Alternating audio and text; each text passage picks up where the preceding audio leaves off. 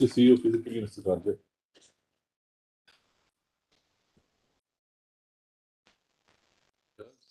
Lordship's last direction. Yes. The joint compilation which has right.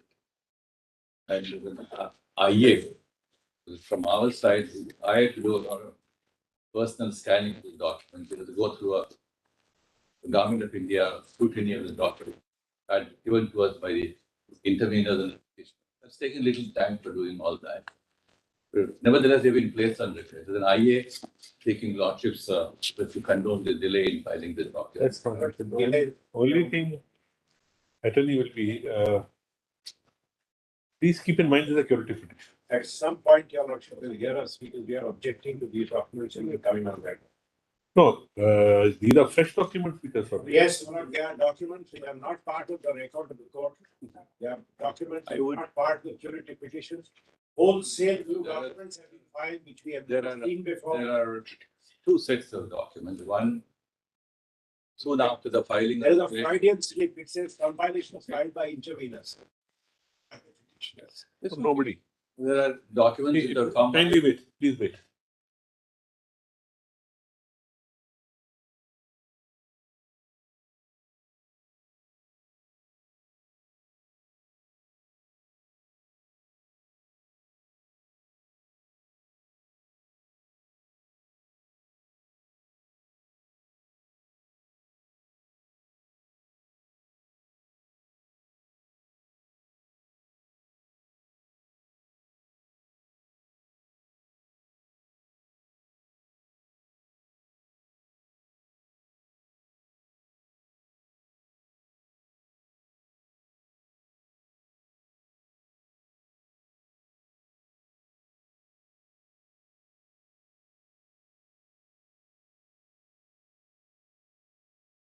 We don't think any fresh documents can be permitted in a curative petition.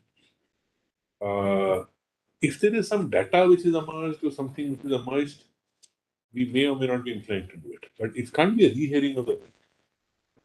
No, not like that. Not like that. The classification of document, like whatever was within the custody of the Union of India, Welfare Commissioner. So they're all part of the record over a period of time. But in order to collect supporting documents like how did they adjudicate? Let us understand. The settlement has arrived at a particular stage of time. Can we say that 10 years hence or 20 years hence or 30 years hence open the settlement? I would be in a position on the basis of some fresh documents. No certainty to law. Not like that. It's not. It won't be like that. Yeah. Because if the settlement, there are two judgments. Let's put it like broadly, a settlement judgment and a review judgment. Yes. So if in both these set of judgments, the court has expressed concern that it will be always possible for the court to have a second look at the matter because emerging facts will throw light on whether the court need to reopen this matter. And those facts have certainly emerged.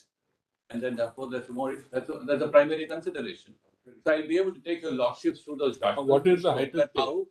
Did the government file a review at any stage of time? No, I'll be able to answer all that. Whether the government filed a review or not would be a secondary question. We are looking at a very exceptional case. So this is a matter of fact whether it's review is filed or not. I understand. There is no perspective to it. I wait to explain all those things. So as I understand, I'm just confirming the fact. As I understand, no review filed, curative filed after 19 years. Is these two facts correct or not? Yes, there is no disagreement because we can't walk away from the fact. But I'm going to probably pursue lordships. These facts notwithstanding, in an exceptional matter like this, look at the entire literature and masters across the world. Everybody talks about the Bhopal gas matter. Yes, maybe. And therefore, have you disbursed all the amounts which has been deposited? Yes, I'll give a complete detail on all that. How, what happened, what expenditure happened. I'll give a complete The detail. We've got money which collected has been deposited over these as a part of the settlement, does it fully stand disbursed or not? Fact. all that is available. We have placed that on record. Been fully disbursed. Beyond that disbursement, the government of India had taken a stand to make an additional escalation fee for all that has happened. I placed on record details of expenditure. Also, is the funds all utilized now? Or Yes. That is a complete set of information available. But what the learned objection is the interveners who were the original pets, many of them, have placed on record certain documents. I want to personally find out whether they can be taken on record as our document. Some of them I have some question, but nevertheless, in order to place the complete picture before the please, they've been placed. Please address us how we can take these documents on record. At some point, Bernard, I just want you to say one thing. Because not just admitting these documents, the Lordship will have to first decide the construct in which this matter is to be done. For me, this is not an extraordinary case. There was a suit filed by the Union of India. In the suit, an interim order was. That interim order came in appeal to your Lordship's court, in which the Union of India and my client, UCC, settled. There is a settlement decree. The suit was disposed of. The review petition doesn't say set aside the settlement, because if the settlement is set aside, I am not willing to pay even a farthing. I can't be directed by a court in a 5-judge bench hearing a curative to say pay more. My liability has never been established. There is a consent decree.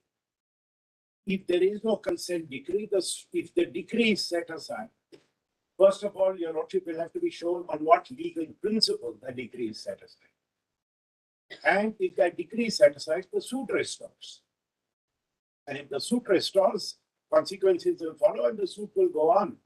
This is not a case where my client agreed that as and when more data comes, please feel free to add to my liability.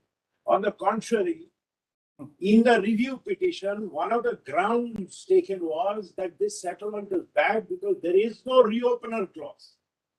Your Lordship said, yes, there is no reopener clause, but that doesn't mean that the settlement is bad. So sorry. 1 minute. Sorry. The point, therefore, is please see the settlement. If there is no reopener clause, then the Union of India must say, we don't want set aside this decree. Then we will see where we are. And if that can't be done, all these documents to show that the Union of India should never have settled for so much is not something which your Lordships at this stage should be troubled with, unless I don't know what case do I have to answer. Do I have to stand here and say there is a mass tort case? Your Lordships are exercising your Lordship's original jurisdiction. It's an extraordinary original jurisdiction, in which your Lordship will first try my client and hold my client is liable, and then pass a decree, and then take all this evidence on record without any testing or cross-examination, and pass a decree on my client. So, it can't be like a public forum debate saying here is all this data placed by all these NGOs, and now I can show you so many more people died. There were so many more injuries. Government of India got it horribly wrong in estimating the figures. Government should never have settled. So please pass a judgment against UCC, doubling, trebling, 100 times more of the original settlement amount. My client is not willing to pay even a farthing. We are saying this is what he settled. If you don't want the settlement, set aside the settlement. Let the law take its course. That is going to be our submission. So, and that is direct bearing on what documents your Lordship look at. I'll try to address all these questions. I don't know whether your willingness to pay or not is not the final word on the subject. No, if you walk away with a corporate... Attorney, what he says is that if in a settlement he is paid X amount, correct? Can you say, normally these are extraordinary circumstances, but normally if somebody would try to walk out of a settlement, you say the benefit of the settlement must come back. Yes. Then you talk about it. So therefore, I would probably go along the direction that we are not asking for a settlement to be annulled at no point of time, even though arguments were advanced during the review and earlier and some later applications filed. Please have a close look at the settlement. Did it bring about a just conclusion to the whole issue? Settlement in that context, my submission. The settlement is by two parties. Yeah. In that sense, the court doesn't step into it and say, Why did you settle? And one of the parties is Union of India. It's not a weak party that somebody can say, oh, there is an oppression and there's a weak party who is settled. I quite take that, but Therefore, look what at has been troubling, and we've been trying to discuss with Minister, I- what is I- the scope of this kind of a curative petition? And after this period of time, in view of conduct, maybe you are right that this was, in your perception now, not the best of the settlements. You should have got more for the settlement. People should have got more for it. Can we reopen it? No, I would be probably endeavoring to do that in the sense that we're not asking for annulling the settlement. But there are always situations when courts have amended a settlement, added to a settlement, if the justice of the cause demands that. I'm going to proceed on those lines. We're not asking for a settlement being annulled. And if I'm able to persuade your lordships on those lines. It's not an issue of division of property that somebody will get a little more or less. That's not. It's a claim, tortious claim. Yeah, that's In a true. tortious claim, both parties settle. Having settled, is it open for one of the parties, that also Union of India, to say, look, I did settle, but I think I should have settled for more, or more should have been forthcoming. On that, whether other NGOs can write piggyback on that concept of a curative petition. But I may link all those dots. That's what I'm sorry, to I do. only brought up. I'm only trying to I understand. I know. put a perspective in place as to, for us also to appreciate what is the contours of submissions. Very true. There are some unexplored dimensions of law in this case. Probably, if the lordships go along with this proposition, we'll be probably looking at a way of looking at it entirely different from how it's been looked at earlier. But Malad, I assume the attorney would then give us something in writing of these unexplored dimensions, because his curative petition doesn't tell us what dimension. It indicates. I take it he's not going to then go beyond anything said in his curative. How can they go beyond curative? But I'm sorry, everything which has been filed before your lordship is unrelated to the curative. But then we permitted all that? No, we flagged it in the beginning. I'm so sorry, I raised this point at this point. Yeah. Like, till we know what is the construct of this case. When he, honestly, when I have no problem with it, he had arranged a compilation of record in such a manner that it would facilitate in our hearing the curative. I'm sorry, your lordship's order was. Absolutely. Your lordship's order was NGO's documents are not to be taken on record. Union and Union Carbide. Union of India and Union Carbide, the two contesting parties, will give a joint compilation. Joint compilation is always of what is on record. Exactly. In a curative level, you can't. We tried sitting with them, but we were not entertained. Their application. Just say that. I had your instructing counsel sitting with me. I cleared those documents. I looked into them. They then had meetings, obviously. I'm reading from their application for condemnation.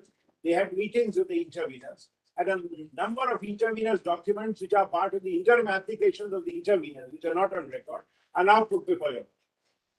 And they have. So the first question is, are we or can we look into what is not part of the record already? I'm absolutely clear what our intent was when we said compilation. Our intent was record becomes very, very in these things becomes very haphazard. Waste of time. Number two, and also more so because it's the curative, very limited scope. We are not required to look into 11 volumes. Therefore, take out of the 11 volumes what you feel is relevant for curative. That is I have done an analysis of the indices of these volumes. Let me have the benefit of the of course. And if and may put it like this.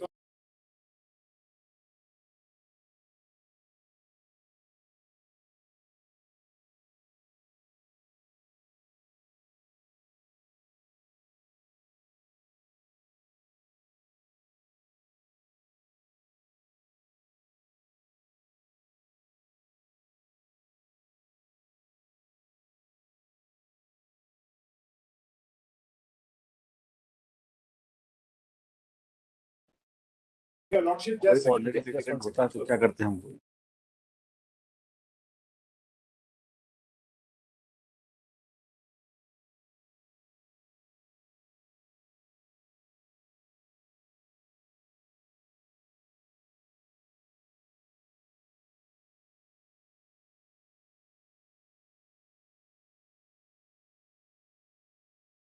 attorney for you. So, Page 120 of the main violation, paragraph 198 of the review judgment. 198 of the review judgment. This is curative petition. Main compilation of the curative petition, volume 1. Yes. Because the review judgment holds that if there is shortfall, it is the duty of Union of India to pay the compensation. That's the question we want to ask you. Just see page 198. Paragraph 198 on page 120. That's the review judgment. kindly just read it aloud so that.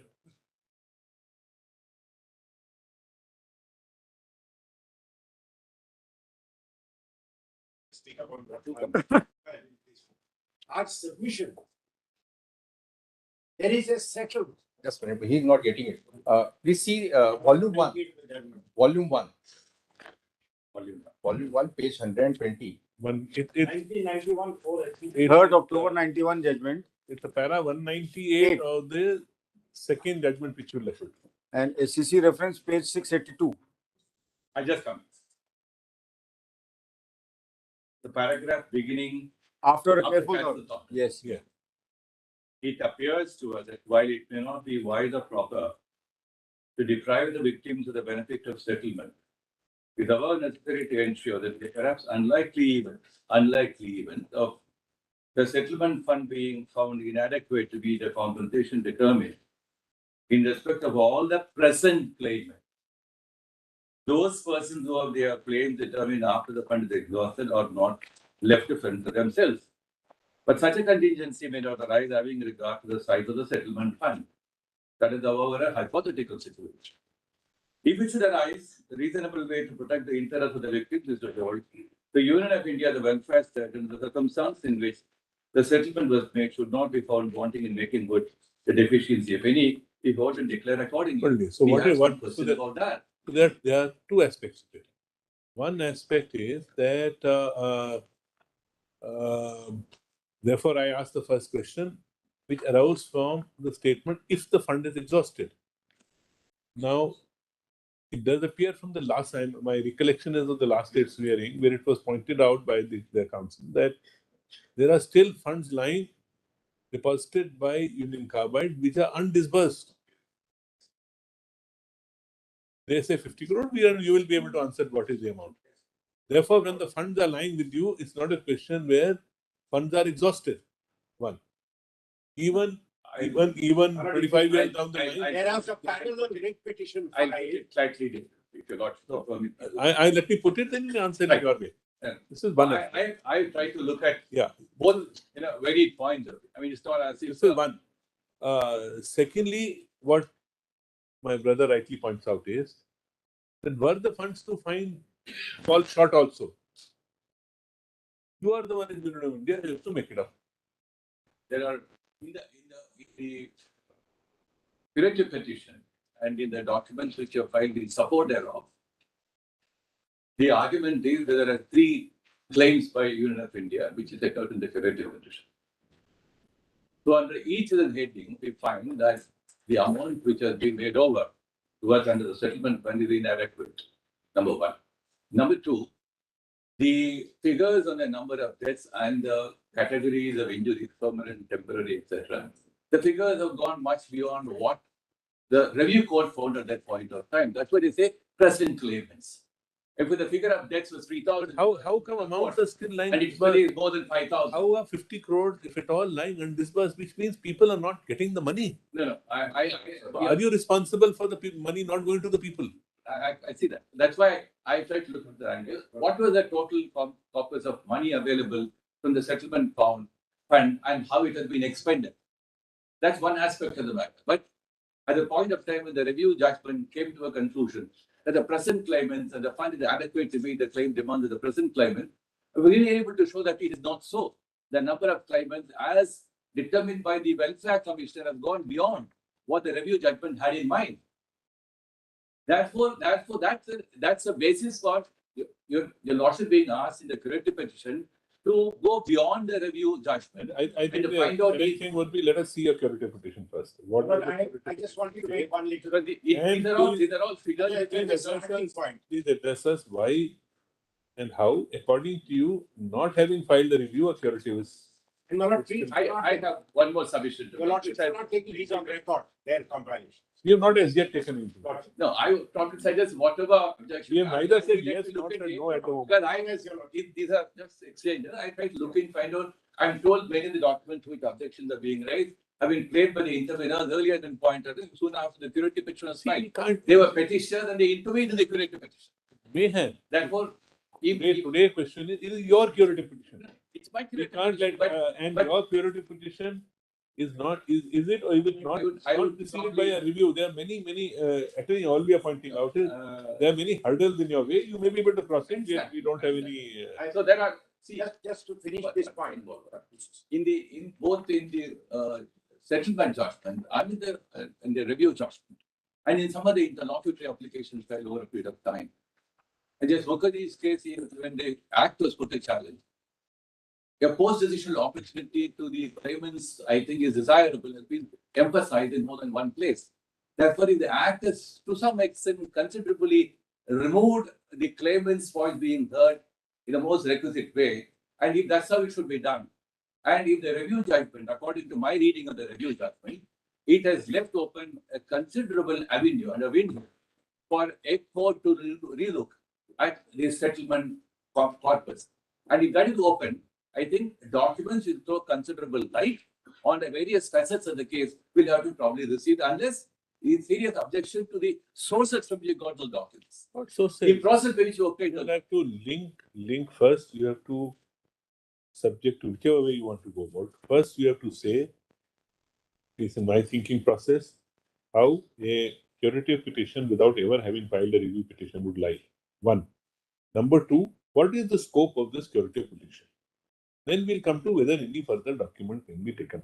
To put it shortly, if I'm probably able to take it out on these lines, if the Huda judgment had in mind a certain set of circumstances post Anthony, the writ petition being filed to reopen settled judgments of court, either in the specially petition, the appellate jurisdiction, or even in the jurisdiction, Naresh Vilaskar onwards. So if the court had that in mind, principles of natural justice. So I'm probably able to tell you, Lordship, the principles of natural means a fair hearing. A fair hearing means, like what Justice Ahmed said in the Allahabad High Court, that if a record of a case were not before the court, there is no fair hearing. So, according to you, government did not get a fair hearing, or the government did not know how to give a fair hearing to others? I've only brought a Curative is a very yes. This is a door or a window which has been No, opened, maybe. but it is every year closed for 200 cases. Hardly anything comes out of it, because there must be some very rare and compelling Absolutely. circumstances. I'm in complete agreement with under that. which But it has to be in a exercised. case of this nature, which defies several logics of the due process of law, and where therefore the court will admit certain routes, certain processes. But you are to be part of the arguing on a Buddha basis. You are arguing on a basis you don't want to open the settlement, because you are in a you have many slippery areas. If you say that they open the settlement, that will create its own complications. I've also looked at those other instances, for instance, US litigation, the asbestos litigation, etc., where the courts have always left like the reopening clause. I mean, in some settlement, there is a reopening clause. That does not mean if the reopening clause is there- not there, Is there the ends of reopening justice clause? will close that. No, here the clause is, well, if a situation arises to increase the claim, you do it. That's what. I'll take a lot to some of the observations in the review judgment Mm. and say that yes, there was a concern, On an the settlement, underlying concern. on the settlement, para 199 119. and 200 of the same judgment. No, I would probably, these are just broad Kindly reflections. just read 199 also in the sequence.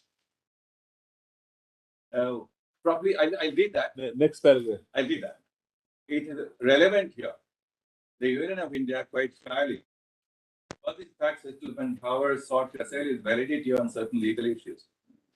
But the fact of the settlement was not disputed. Indeed, Union of India did not initiate any substantive proceedings of its own to assail the agreement of the consensual relevance constituting the substratum of the order of the court. The legal contention as to the validity of settlement is permitted to be raised in as much as that an order made on consent would be at no higher footing and could be assailed on the grounds that an agreement could be. But as I stated earlier, the factum of the consensual nature of the transaction and the existence of the fact was not disputed. Those legal conditions, as the validity have now failed, the result is that the agreement subsists. I've seen that. But I would probably be able to urge your lordship that if in other parts of the judgment the court has expressed its concern, if there was a need to look at on the basis of emergent facts, which emergent facts are beyond dispute, if you put it like that, then this will not come in my way, neither in the way of the Union of India, nor in the way of the petitioner who have legitimate claims to demand the settlement to be amended. We're not asking the settlement. The court will find, yes, the number of figures that you shifted to amend the settlement. It doesn't depend, your volition. It doesn't depend on anything you want to do. Look at the way the whole transaction happened in 1991 as a review judgment. Your corporate games people always play, restructuring the internal structures. So today, the United Nations has laid on certain guidelines on how human rights concerned. It is certainly a factor to be taken into account for looking at global commerce and global trade, multinational enterprises. The emerging trend of views looking about how to look at that. Therefore, it's not as if we are looking at an isolated tort case where somebody will have a private liability issue to be determined and walk out of that. For certain diamonds, what I like to present your lordships. Okay. I'm anxious. Thought has gone into Let it. him, I know there are some difficulties in it. let But him if I am proceed able with it, to- otherwise we'll I be- just want you to get one thing clear. Would your lordships, because where we are today, would your lordship see your lordship's orders of February and April 2011? Yes. Some confusion was created. We want to be very clear.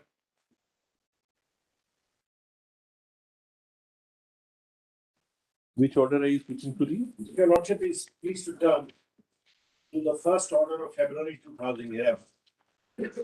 February 2000? 11. It's 28th February 2011. Yes. It says, generally in curative petitions, hearing in court is not guaranteed. However, looking for the larger public interest in India, the petition involving substantial question of law, we have decided to hear these curatives in court. 345 transfer petition, issue notice, custody in addition, etc., etc. Then, and there were two curatives. One was the criminal curative, one was the civil criminal that has been dismissed. Then, on 13th April 2011, it's another order where the pull and push of the hearing before the court started hearing the criminal matter, at page 3 of the order, there was a notation saying interlocutory applications 7 and 9 are allowed subject to service. Yes. Now, we mentioned the matter and saying this wasn't accurate. And so on 13th April 2011, your lordships added the sentence. In the 13th April 2011, Yes.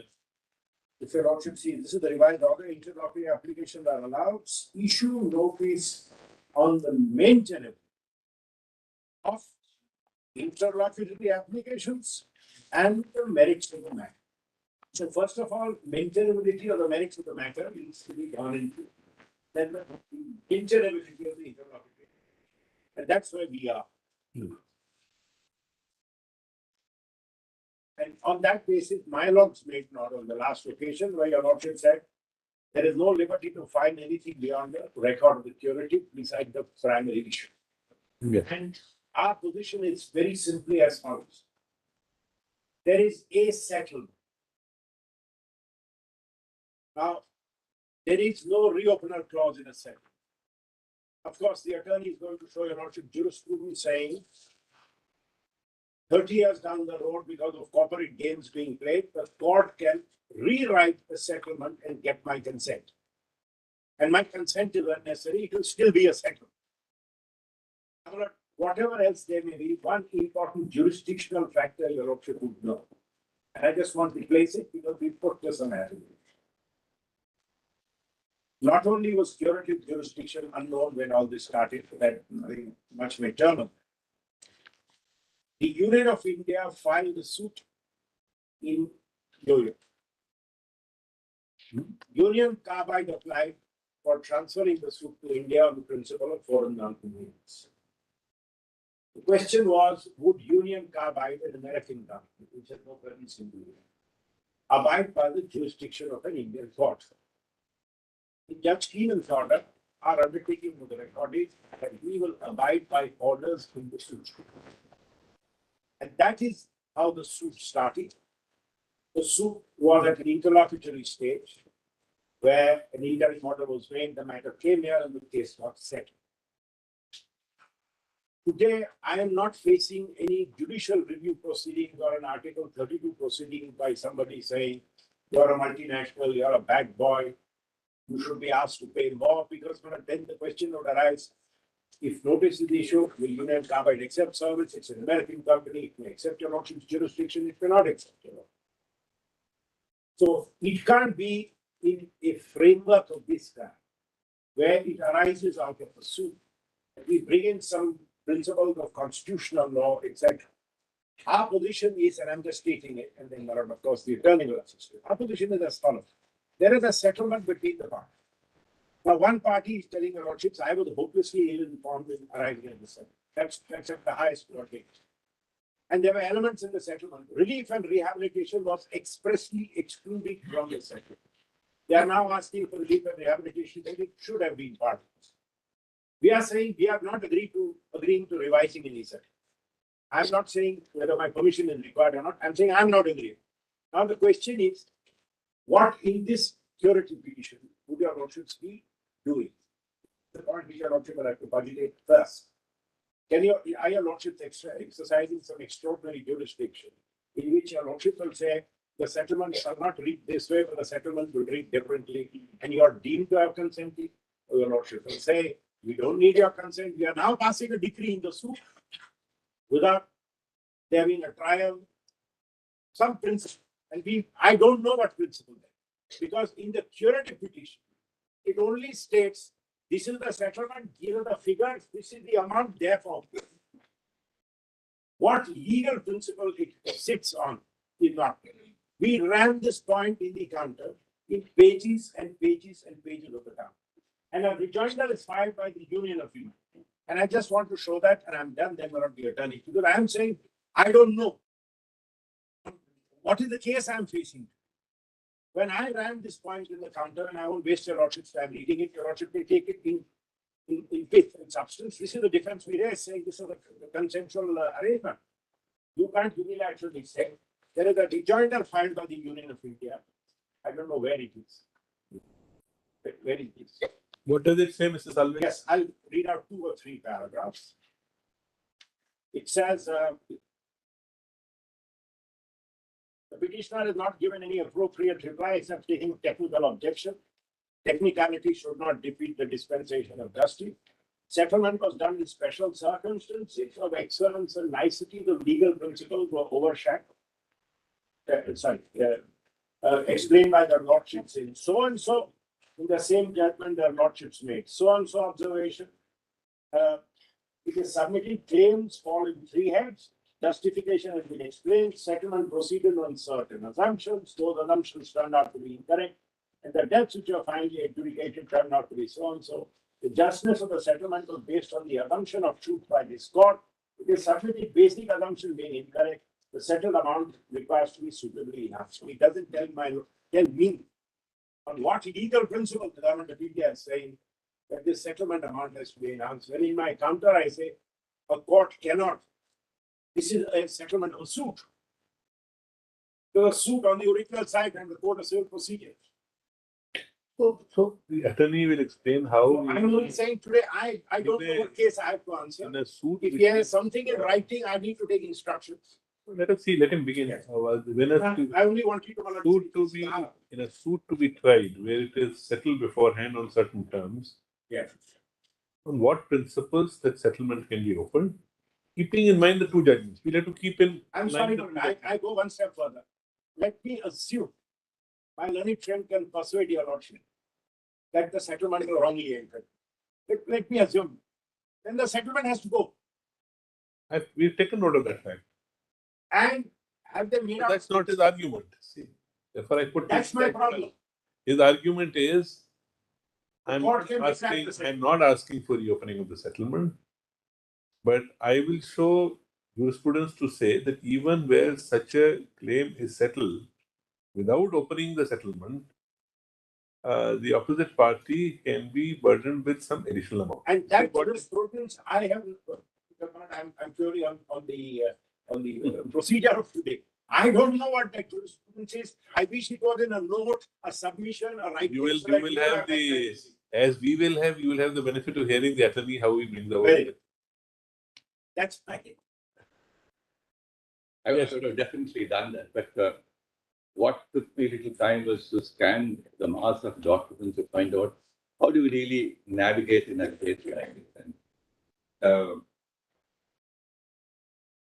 in order to pursue a lordship, to simply say, look, at the curative petition has placed certain facts. Let me confine myself at a threshold to those facts. If those facts were good enough to pursue this court, we should notice the curative petition for a further consideration. And on a further considerate those facts, if this court were to reach an immediate conclusion, yes, we will get into the merits of the matter as far as the finality of the settlement is concerned. And if those facts are good enough and persuasive enough to have, or to repeat what I said, to have the settlement amended as far as the quantum is concerned. Because the question of settlement, its need, relevance, and expedition, etc., have been gone through both the judgments, having regard to the enormity of the tragedy in this case. And therefore, notwithstanding that, when claimants had a reason to tell the court repeatedly that this case does not admit of those usual principles of a civil procedure code or even settled principles of tort, look into the court, you need to draw a different kind of a map altogether. Repeated attempts are being made. So in that context, if the minimal facts which have been placed in the curative petition were good enough to request the court to go further into the matter, then I would have done my job. So if there are objections to the document placed on the record, I'll certainly look into some of them. But I want to say that the interveners, you have kindly come to the order, last order only the document compilation, the 11th of October 2022. Yes. Both the interveners are originally petitioners in many of the proceedings. Maybe. And they've been implemented as petitioners. I read Your Lordship's directions are in the conspectus of the aforesaid. We issue the following directions. The government would represent the claim of the person who suffered, and thus a joint comparison be required to be prepared with the office of the Attorney General and the respondent, which would be a comparison alone to be referred to in the proceedings. Insofar as the applications associations are concerned, we do not give any liberty to file any pleadings, but at the relevant stage, we will see to what extent assistance will be given by the council. We do not foreclose their rights to be heard by us at our discretion. Then, in conclusion, at the request of the Attorney General, some documents are permitted to be placed on record, limited to updating the position at the ground level. There are two classes of documents which I received. One is the document to the process of the Welfare Commissioner, which updates and, in fact, confirms what has been stated in the curative petition. And the second is a set of documents which throw light on what happened post 1991, the review judgment, in relation to the position of UCC and what happened elsewhere in US and how certain transmutations have taken place. And also in regard to the documents which are placed by the interveners and the petitioners, along as soon as the curative petitions are filed. We are part of the record before lawsuits began to hear the matter. So I took When some the of the interventions have not been at no allowed, when point the of petition time. of documents filed by them being part In of the 2011, they were placed on record. I did not find any so far any objection raised to the placing of the document. Probably occasion did not arise. Let me look at it very broadly. Because we are in a case where many of these issues will be contentious. But regardless of the contention, for very good reason, let me say. If the court were to say, yes, let us look at the substance of the matter. If any of these documents will throw considerable light on which way the court will proceed to hear this matter, I would only urge your doctors to let the document be placed on record, regardless of any objections. And objections can be, how did they get these documents? what kind of source, No, no, are they legitimate? I can understand all that. that's not So the I would urge the Lordships to probably not, to probably not to say, so the documents being looked at this point of time. No, first you'll have to lay down. Yeah. Uh, You lost me What- ultimately reject them. no, it can't be reverse way.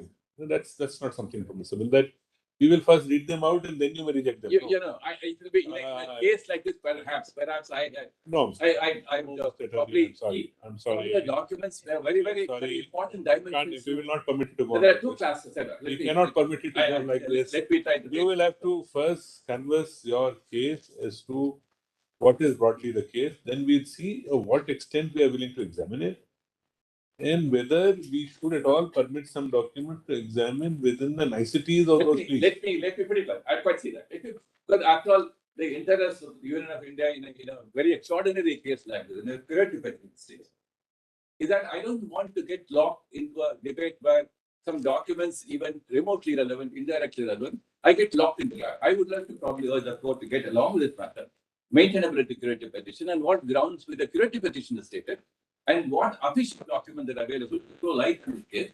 And thereafter, if I'm able to still say at that point of time, if the documents can still be looked into, I don't want to get to that right away. That's why, Attorney, we did not reject it at the threshold. What we are saying, you begin with your case minus these documents. We'll see how it goes. Yeah, I quite see that. I think it's important to the purpose of Tony, both parties. A lot. Can you just, we all know the parameters, Pura's case, the parameters of curative.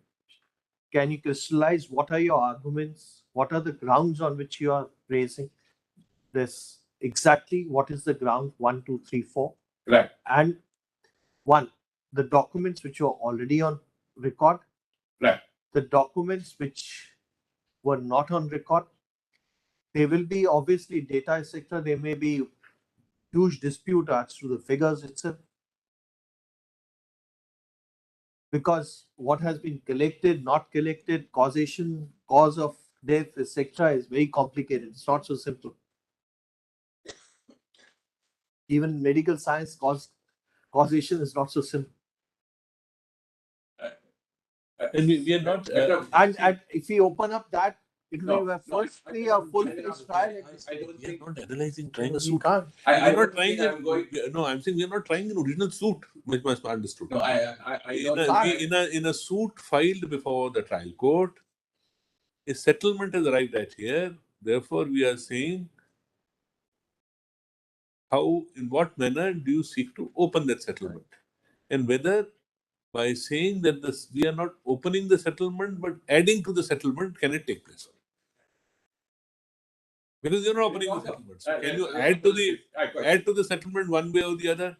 Let's put the reverse way. Suppose some facts would have arisen, which would have shown that actually the scenario was less horrific than it was made out to be. Okay, could the other side have come and said, "Look, this is an excess amount I've paid. I want some money back." Could we have permitted that? I would.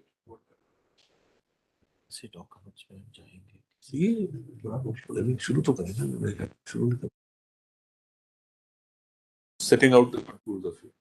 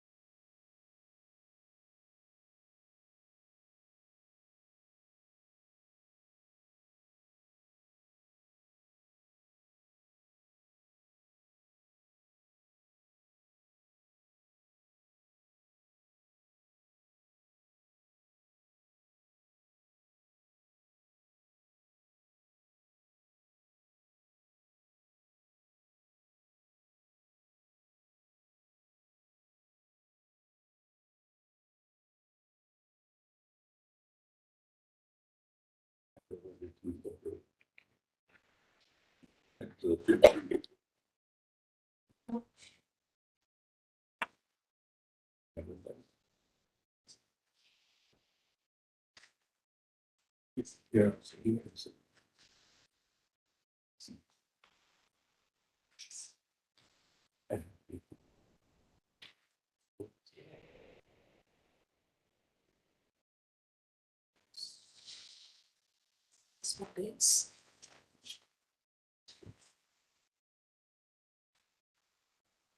So the skeletal list of goods we thought good enough for the day to open up. I'm sorry, but there are facts stated in this based on documents which are not admitted as yet.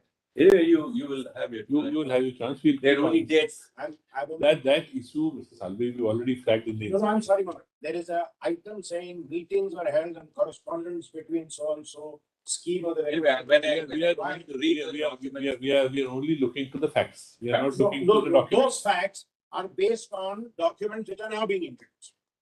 We'll deal with it. Let us begin, otherwise we'll not end.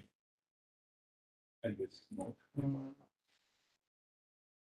And I've also had a very brief note of my argument.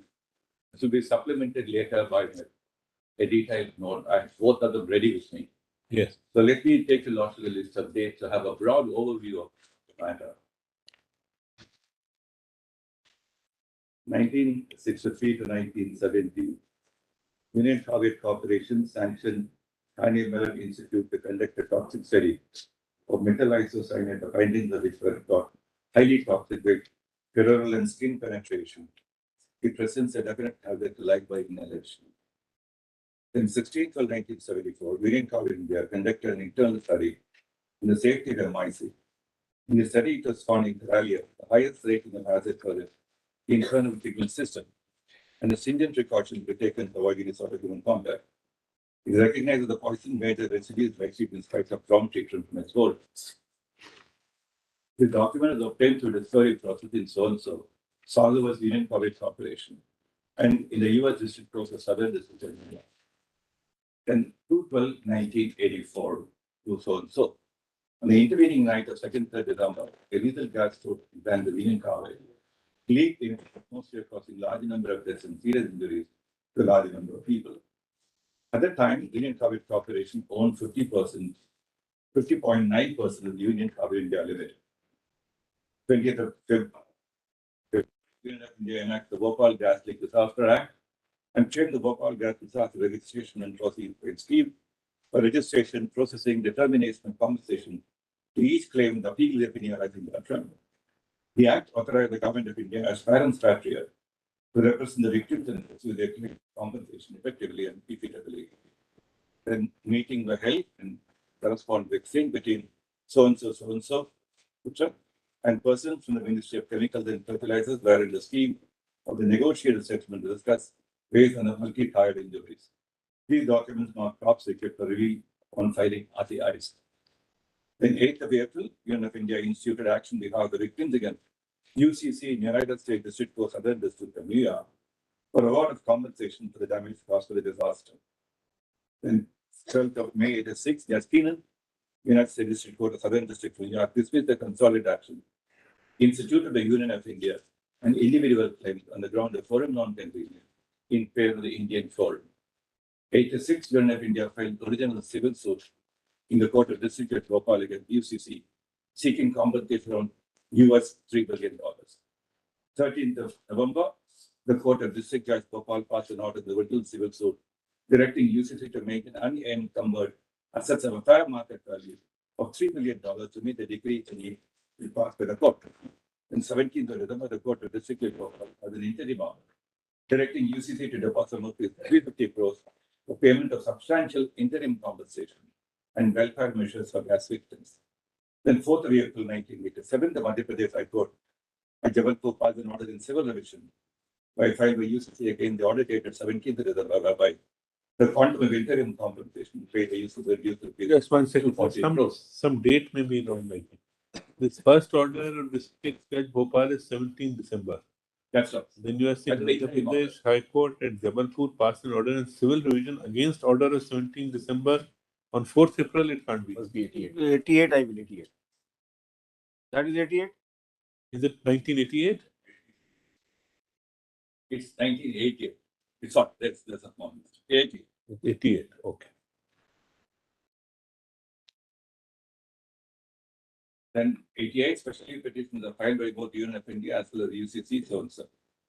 Then 14th of today, Supreme Court in civil appeal passed a settlement order directing UCC to pay a sum of rupees US for 70 million to Union of India as full settlement of the claimant rights and liability that has been of MIC gas leak is called a settlement order. Then UCC is also deposited sum on the Union of India. Then Reserve Bank of India issued a letter indicating the procedure for the operations to account where the US dollars were converted to Indian rupees only when the same was required for disbursement. But that the loss in account of an exchange rate difference was borne by the Union of India. Then 14th of May 1989, Supreme Court in Civil Appeal number 7, SLP number 7, passed an order enumerating the reason and the basis that persevered the court to pass a settlement order for US for 70 million. The court considered the following estimates while arriving at the settlement amount. Let us look at the number of debt. Debt, the assumed case of 3,000, amount allocated 70 crores, range of compensation to be paid is 1 lakh to 3 lakhs.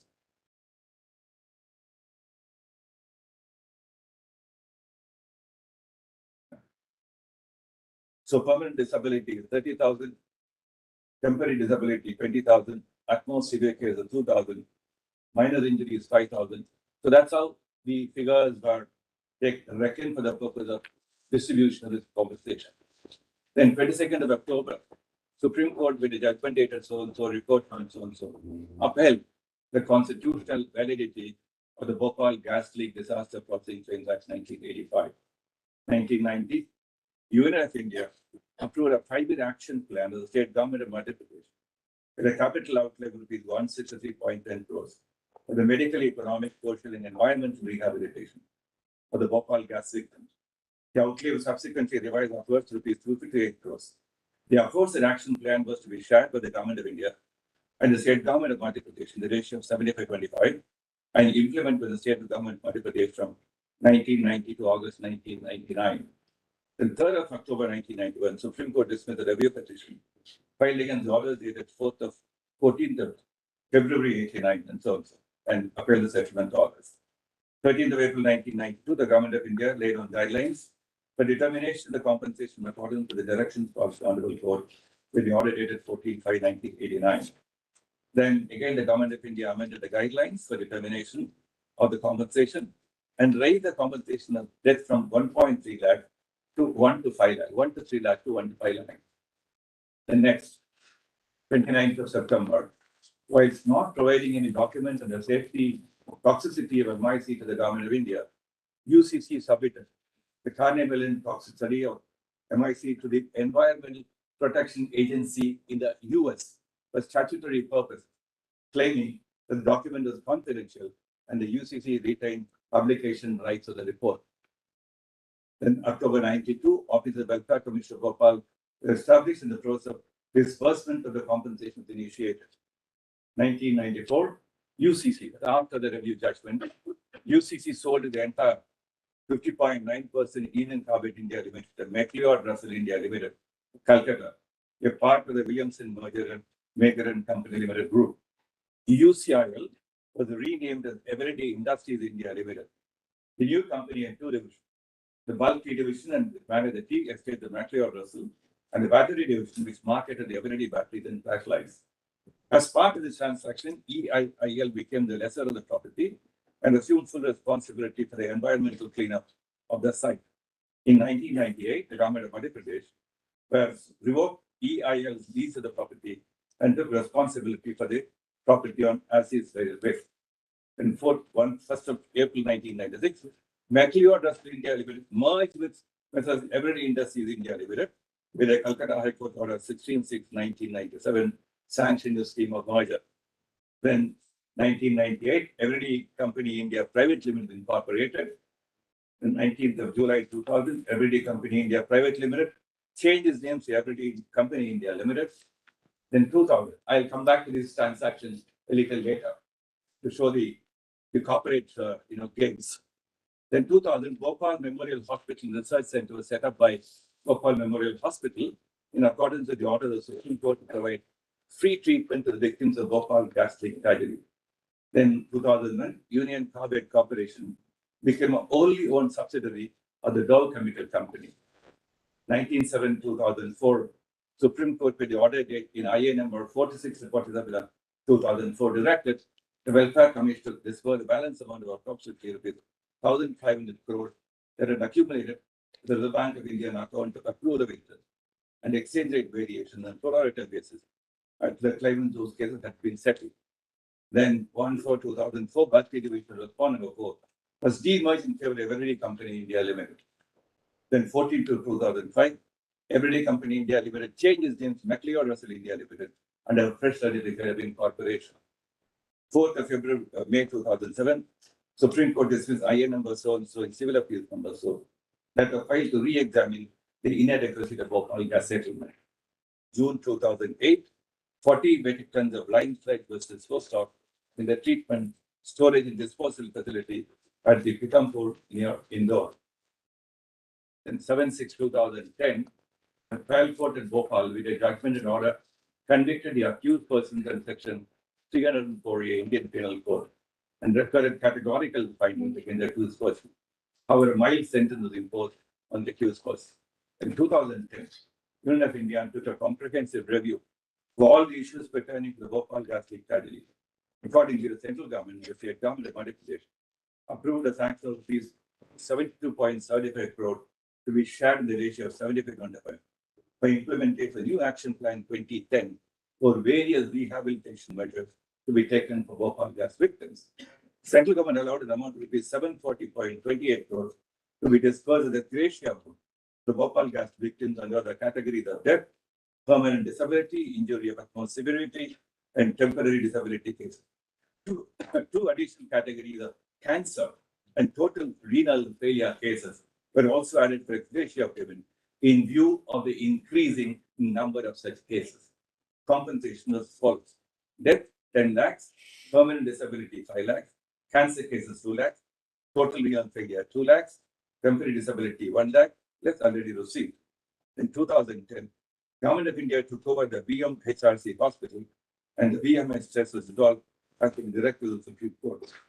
Then 11th of October 2010, Indian Council of Medical Research was established with the mandate of conducting research in the field of environmental health, including the research on the health issues of Bhopal gas tragedy victims. In December, Union of India filed a present curative petition before the Supreme Court claiming enhanced compensation in the response.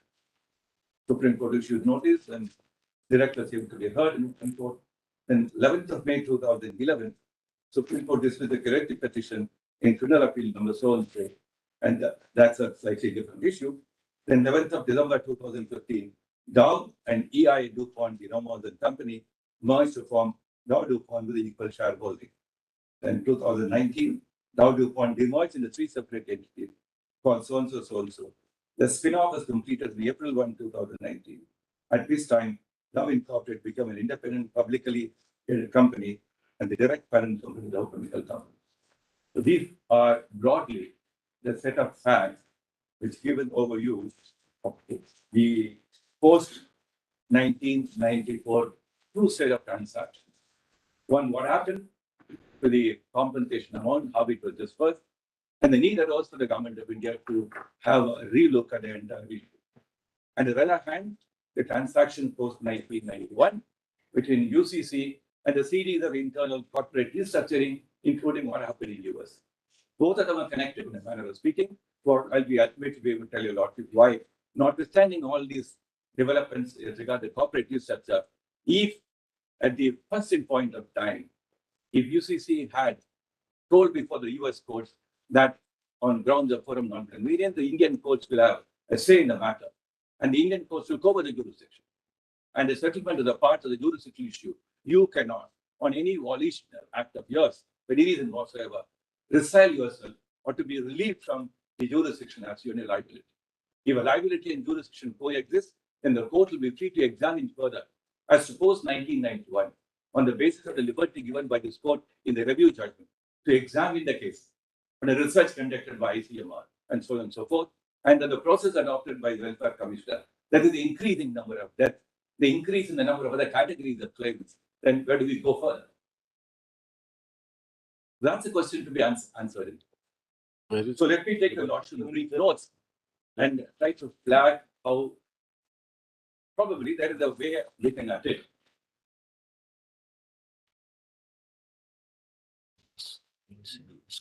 According to you, in the October 91 judgment of the review, there is a liberty given to the union. I'll be able to show those passages. Which paragraphs? I just let me take your lordship on what I thought would be one way of looking at the whole issue. I know there are certain gray areas where the court may be called upon to fill those gray areas and gaps because we have absolutely no precedent where a mass tort litigation. I also place on record some compilation, but the US Mass Tort Group has considered a whole lot of settlements in the US courts and adverse cases. And where the settlements allowed a reopening clause and where it did not. And look at those categories of cases. And concerns are being expressed by academic writers. And look at the absence of a broad framework of law, which may deal with some of those, gray areas, liability, jurisdiction, conflict of laws questions, etc., can be addressed.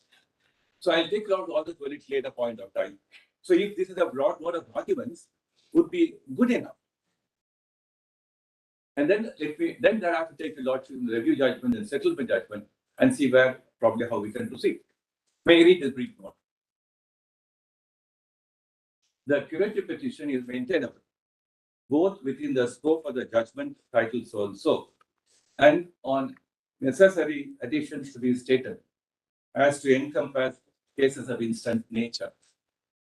It effectively addresses the lingering gap in doing complete justice to the Bhopal gas victims, which has remained despite several attempts. Seen in the light of concerns expressed regarding the need for doing complete justice while affirming the settlement, neither the settlement judgment nor the review judgment can be seen as the last say and shall not come in the way of the adjudication of the curative petition. The intervening events in development between the review judgment and the filing of the curative petition and subsequent thereto are relevant factors persuasive enough for the honorable court to engage in the adjudication of the curative process for doing complete justice.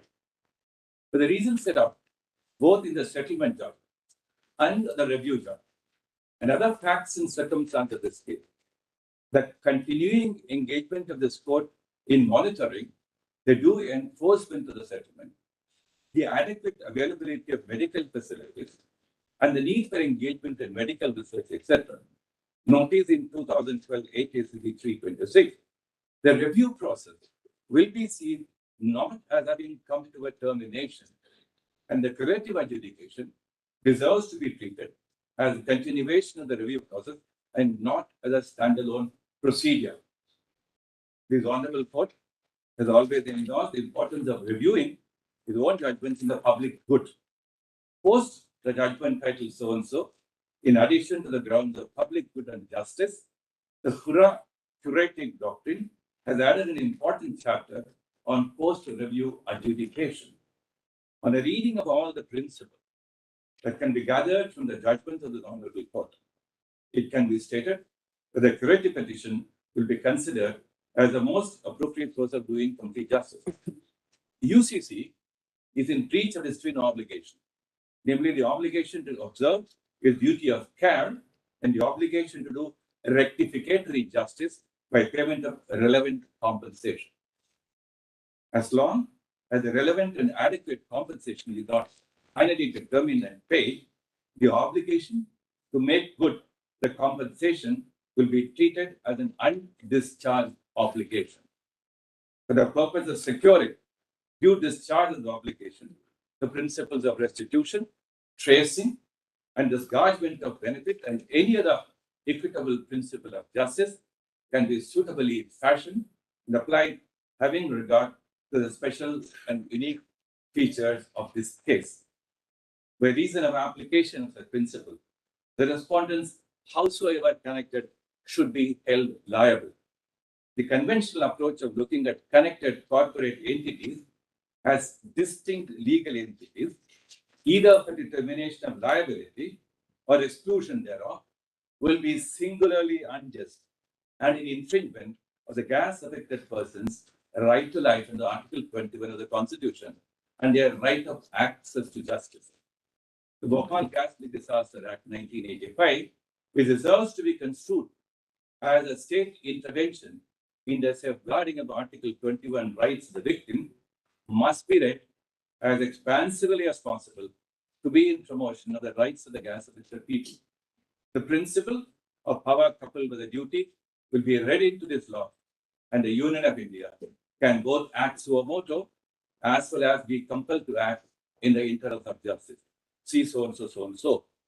Then none of the orders of judgment of the Honorable Court reported in 2007 9 SEC and 2011 so and so can operate either as res judicata or otherwise as a bar to the effective disposal of the curative proceedings. Sufficient facts and materials have been placed on record, which warrant reconsideration of the basis of the criteria adopted for payment of compensation to different categories of gas leak victims and also the quantum of compensation. On the application of well-set principles, namely mistake or fraud for reopening a settlement and for effecting amendments thereto, the settlement in question is liable to be reviewed. The effect and impact of gas leak has manifested over a period of time. Neither the figures relating to the number of deaths nor the nature of the medical disabilities and ailments have remained static. Considerable opinions exist on the continuing nature of ailments and impacts. The instance case deserves to be treated as an extraordinary instance of continuing wrong, and in which case the settlement judgment cannot be treated as a bar, nor the intervening period between the settlement and the corrective petition can be treated as a matter of delay. The settlement has been arrived at in the course of interlocutory proceedings, though the question of liability, whether strict or absolute, has not been determined in the course of a trial. The settlement procedure virtually closed all the further proceedings. The gain on the one hand by way of expeditious settlement, and the loss on the other hand by reason of absence of concluded trial determination, have to be seen as necessary factors. UCC, after having objected to the jurisdiction of the US courts, could not have taken a different stand before the Indian courts, and also canvassed the settlement has no bearing or relevance in the question of jurisdiction. It must be taken as a settlement in a manner of speaking, settling the question of jurisdiction against UCC. Consequently, it will be taken that implicit in the settlement is the acceptance of the liability for the MIC gas leak and the obligation to bear the damages through compensation. Since the settlement has to be seen only as a partial measure of compensation, affecting full measure of compensation will require UCC to continue to discharge its obligation even after the settlement judgment, regardless of any changes or alteration in respect of its status, either in connection with UCIL or any other entity happening after the review judgment. Non-discharge of the obligation to effect full measure of compensation has resulted in saving the expense. This saving measure will also be considered as a gain. These are debates in the subject of unjust enrichment and restitution deal with varied claims of restitution. In this context, the doctrine of tracing to reach at a value that has been saved has been invoked. Having regard to the arrangement that UCC have made post-settlement and avoided discharging full measure of settlement, its subject to doctrine of tracing can be invoked with an appropriate favor for the purpose of securing discharge a full measure of compensation by UCC and all or any of its connected entities.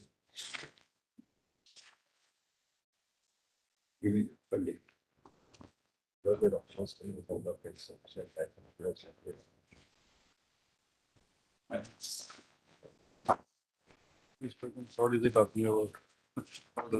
Paragraph 10. Paragraph 10. Paragraph 10. Here the documents come in sufficient and materials are in place. Open page that is when we are line on to it.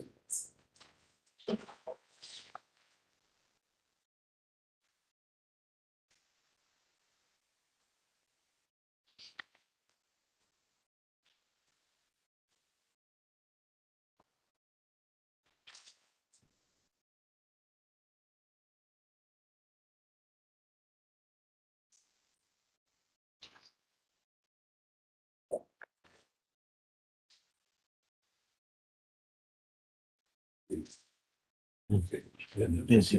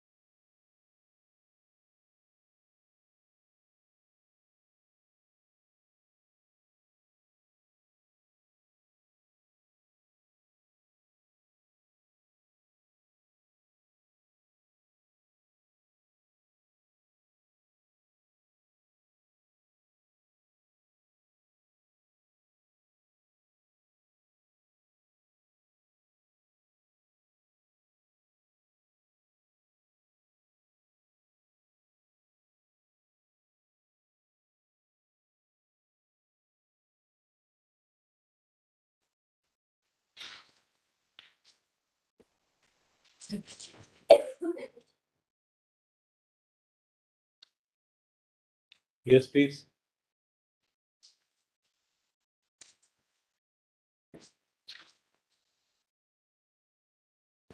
I just wanted to say one thing, because, and I must say, my instructions are to appear, I'm an American chap.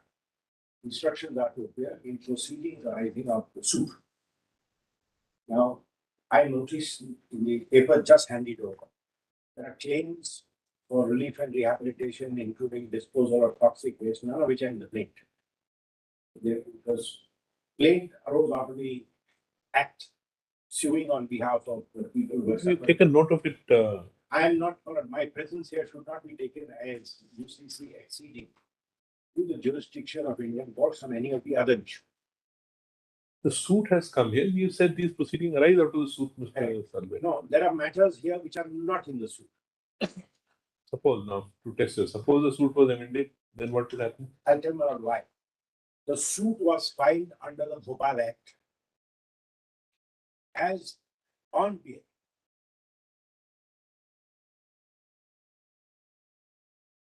The suit was filed under the Bhopal Act, expressly stating, so the plaintiff is very important, that this is the death and injury claim. Now, if that suit is being amended, and that was the suit which was filed in the US, which got transferred here, to which we acceded, UCC acceded to jurisdiction. If the remit of that suit is now saying, in 20 years after the accident, the government of India has spent material on removing toxic waste. That's not a suit for death and injury caused in 1984. If that amendment is allowed, would UCC agree to jurisdiction, not agree? They need not agree, but it may not have any implications here. The Indian court may say, sorry, I'm holding you liable.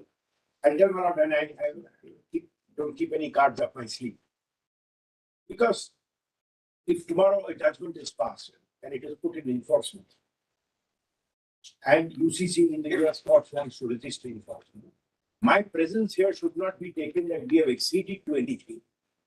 Saying you participated there in the hearing, you took your chance in the Supreme Court, you lost, now you can't resist the decree.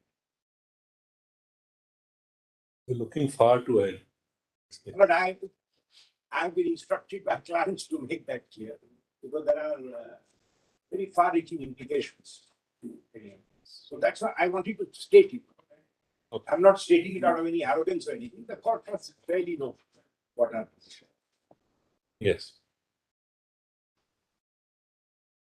I exactly tried to address that question. So there are more than one point of view on this issue. And the more you get into the conflict of law ticket, there are so many rules which the highways and the bylanes which courts have looked at various principles to address this question.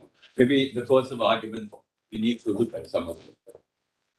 I thought See, one thing we were just discussing, when you do the calculations, say for in your earlier note of 2010, where you decided to yes. revise some expenditure payments. Therefore, let me take a loss. 2010 is more than 25 years after the incident.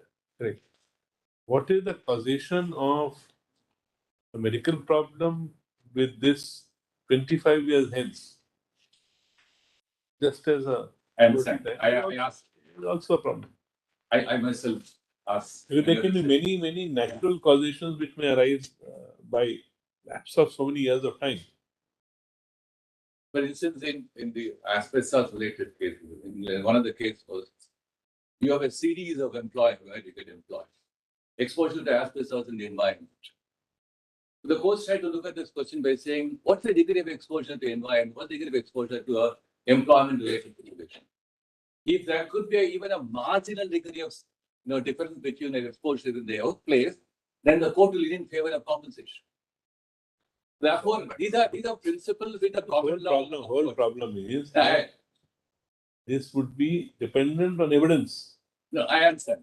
That's why that's the problem. If evidence was placed before a trial court, you may be able to show that look, even 20 years hence, so and so has a causation for it. Right. It may have a part causation for it. Right. Or it may not have a causation. Correct. We are not dealing with any evidence. We have no evidence. We have the suit never went to trial. That's a matter which, of course, will be a matter of some concern and anxiety for the court before it can proceed to say some final word on that. I've also thought about that. But since the Act virtually reads, and your lordships giving a stamp of approval and the settlement, and said the parents' patria in the Union of India will represent the case of the victims, even though the question of oppositional opportunity was raised by Justice Mukherjee, the challenge issue. So these are dimensions virtually brought in a process of the welfare commissioner acting as a court, trying the nature of claims and the categorization of the claims. The Act therefore endorsed it, and the Act has been endorsed by this court. The process adopted as statutory framework for all practical purposes must be treated as a valid process, and if we close enough for the purpose of looking at not only the enforcement of the settlement, but also if the need arises for looking at the review of the settlement itself. Whether there is an agreement on that question or not, there'll be little more persuasion arguments will be required to do that. But I thought that's one way of looking at it. Of course, there's no trial. Nobody can ignore that. But the Act replays every process of that. And the Act has become the field where everything will take place. So the Welfare Commissioner went ahead in looking at these claims. And the figures changed over a period of time. And they looked at those criteria which have been laid on under the scheme, not any arbitrary criteria. So under the scheme, uniformly for all people. They've also tried to address this question, what will be whether if there are multiple exposure, multiple reasons for a certain kind of ailment, the medical disabilities, which one I would choose as the most proximate reason. So they've also tried to examine all that. So there could be some areas where the figures may be disputed and so on and so forth. So after having a series of conferences with the Welfare Commissioner and the authorities, I also have some questions in my mind. How do we really address some of them? It is not as if it's a closed case where things can be written clean slate. I'm not saying that. But regardless of all that, because I think in a case like this, these dimension aspects are bound to be there. They're bound to be there. You just can't close your eyes to all that. Therefore, you post-2010 Welfare Commissioner has arrived at certain figures, which are vastly different from the figures assumed by the court. with a settlement judgment to deliver. Then whether these figures, which are a due process of law determinations, would not qualify as grounds and reasons as set out in the curative petition for the court to look at. How would the court assume any figures? The union must have given those figures. Yes, sir, we have the curative petition. No, not curative. At the time when the settlement was accepted. No, And then the settlement, figures must have been given by the union. That's the only question. According to the settlement, the figures were A, but the real figure that emerged after a due process of law is B. Therefore, we are looking at whether there's due process of law. 84 to 89, you did not have the correct figure. And you entered into a settlement. So in the entire assumption of the review settlement was in certain figures which were not on the basis of any final concluded examination. Therefore, a number of deaths from 3,000, ultimately more than 5,000 odd deaths. And as confirmed with the Welfare Commission. Even though there is an area where the interveners and the petitioners say the number of deaths is 22,000, and we stand by something lesser than that. So I'm still trying to find out whether there is a area where there is a conflict or disagreement. When I don't presently come to that. Welfare Commissioner determined these figures, Yes, yes. whether company was heard. The company was heard when Welfare Commissioner determined its revised figures. The Supreme Court endorsed the scheme under the Act. Correct. And So under the once the- scheme, he was acting. Under the scheme, therefore, their presence was probably not required at all. And if that was required, they could have asked for it. I mean, no determination with the Welfare Commissioner Court to go behind our back. Because those I was demands, saying they should have asked for it. The issue is if the Welfare Commissioner is acting under a scheme of the Supreme Court, then on one hand you want to open it, on the other hand you want to say that it's for them to ask. There's nothing for them to ask because in their perception, whatever their liability was, more or less, was reconciled to a figure which they paid. Right. If they had not paid it, of course, issues would have arisen. these figures, for instance, Therefore, when I read through the list also, what corporate shenanigans went through it in terms of how the company was, from one entity went to another entity, from another to I'll completely clear. I am not on that for the prima time. facie completely irrelevant. I'm not on the time frame being. I'm not on that. Because that's only fixation of liability. How to fix it, those principles come in if something is quantified against them. Absolutely. They don't pay, then whether by alleged subterfuge they can avoid the liability is where we go behind and see how the corporate restructuring has taken place. But in That- 2006, in my understanding. why not just not ask a question? When did you first discover that the figures were? In October 2006, the Union of India files an affidavit in this form. And in that affidavit, they say that in any case, the validity of the settlement by no stretch of interpretation can be questioned in 2006. As each and every claimant has got compensation as per law and is entitled. And the amount of settlement has finally been found to be in surplus or excess of the actual requirement. And the leftover amount in Reserve Bank is 1,500 crores, which was directed to be disbursed pro rata. This is in 2006. After the curative, on Curative came 2nd, in 2011. on 2nd November 2011, the Welfare Commissioner files yet another affidavit saying all claimants have been paid compensation twice over and there is no. So that's in terms of the original settlement corpus, not in terms of the increase in the number of deaths and the increase in the number of other categories of age. Claimants are paid. The present claimants. Let's be very clear about it. The review judgment present talks claimant? about the present claimants. Is it your case that when they say claimants have been paid, some of them and number of them have not been paid at all at that stage? No, that's not the case. The question is, if the number of deaths assumed was 3,000, it is now 5,749 according to the Welfare Commission determination. And I said, if All of that the- number has gone up, So all of them have been paid according to whatever formula. so that's why Then why is money lying? Things are wholly contradictory. Is it that we don't think government will be pocketing money for its own benefit? that's not the Correct. thing about the government. So to the last penny, they would like to disburse the amount given by them, and in terms of as a welfare state, as envisaged in the latter judgment to which the There are two government aspects. Let me- court is given an imprimatur, they would have put There are in two funds. But honestly, the answer should be there is not one single claim pending for the Welfare Commission. The question is not whether the claim is pending. The question is the quantum of compensation. The quantum of compensation was fixed at 1 to 3 lakhs. Nobody got beyond 1 to 5 lakhs. The government of India extra compensated something else. So, How do you reckon that in the account? no, Therefore, we are talking about it. Mr. Attorney, Liability, no, obligation. No, let's be very clear.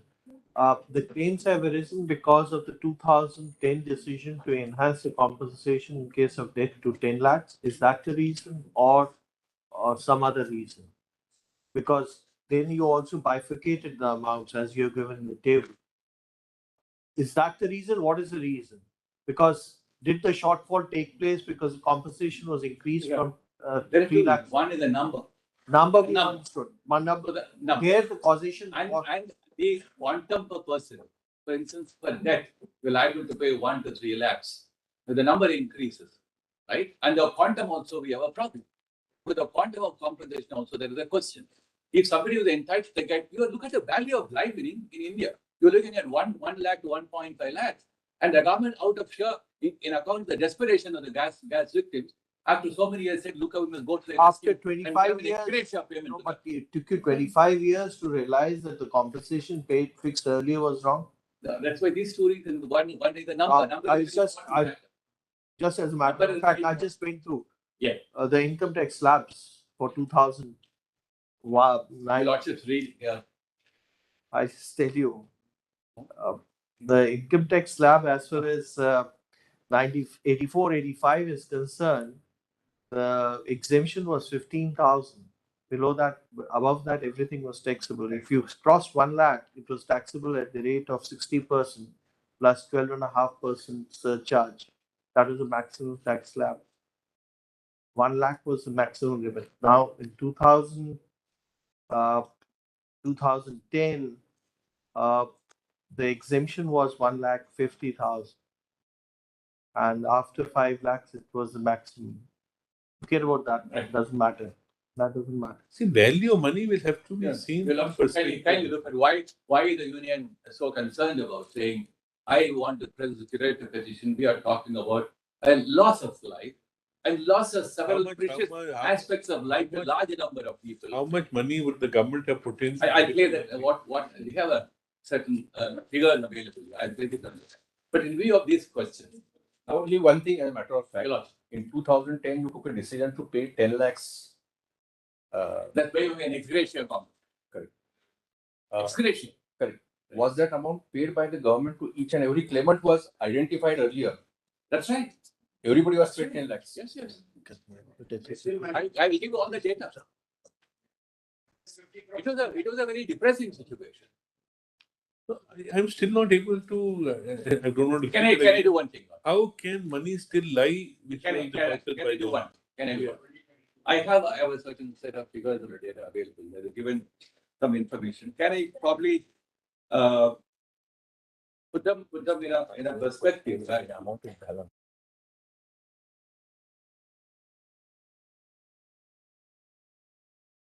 Whoever wanted to be paid. There is not a single claim pending is Wait, the sir. affidavit. And the RBI on 29th June 22 gave a letter saying amount now available for disbursement 50 crores 25 lakhs. Slide in the bank. 22 June. Have you, because you had a liability in terms of welfare state emphasized by the court. Do I take it everybody has now been paid? Right. I take a loss. Everybody has been paid in terms of 2010 decision, whether everybody has been paid. Yes. What I been want paid. to say is how do we look at those figures? In what manner it was You done? can't keep And looking then- at any of those Correct. figures. How to I- look I at just- those figures? How to look at 2010? How to look at 1984? How to look at this question? Let's not complicate the question. No, I'm which not. is there. My question. The question is very simple, and you have answered that everybody has been paid. Right. Now there's no liability pending. Then why is 50 crores lying? Now Who is the 50 crores meant for? that will be explained in the note which I am placing. Which is this Now- note now? Now, you're not standing first. Is it some other third note? This is a note in support of these figures in the curative petition, there are three claims. Claim 1, 2, and 3. Yes. Just kindly turn to the second page of this note. This gives the status of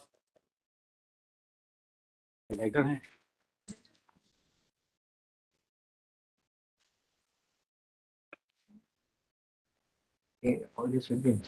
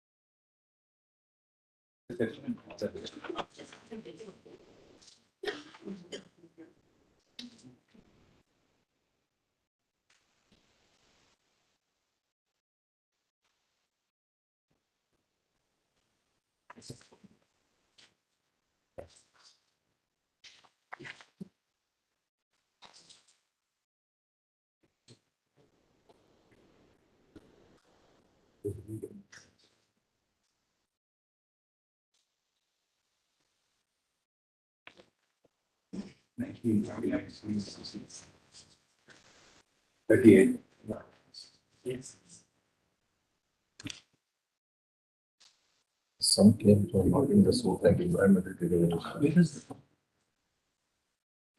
Vendors will now very open source.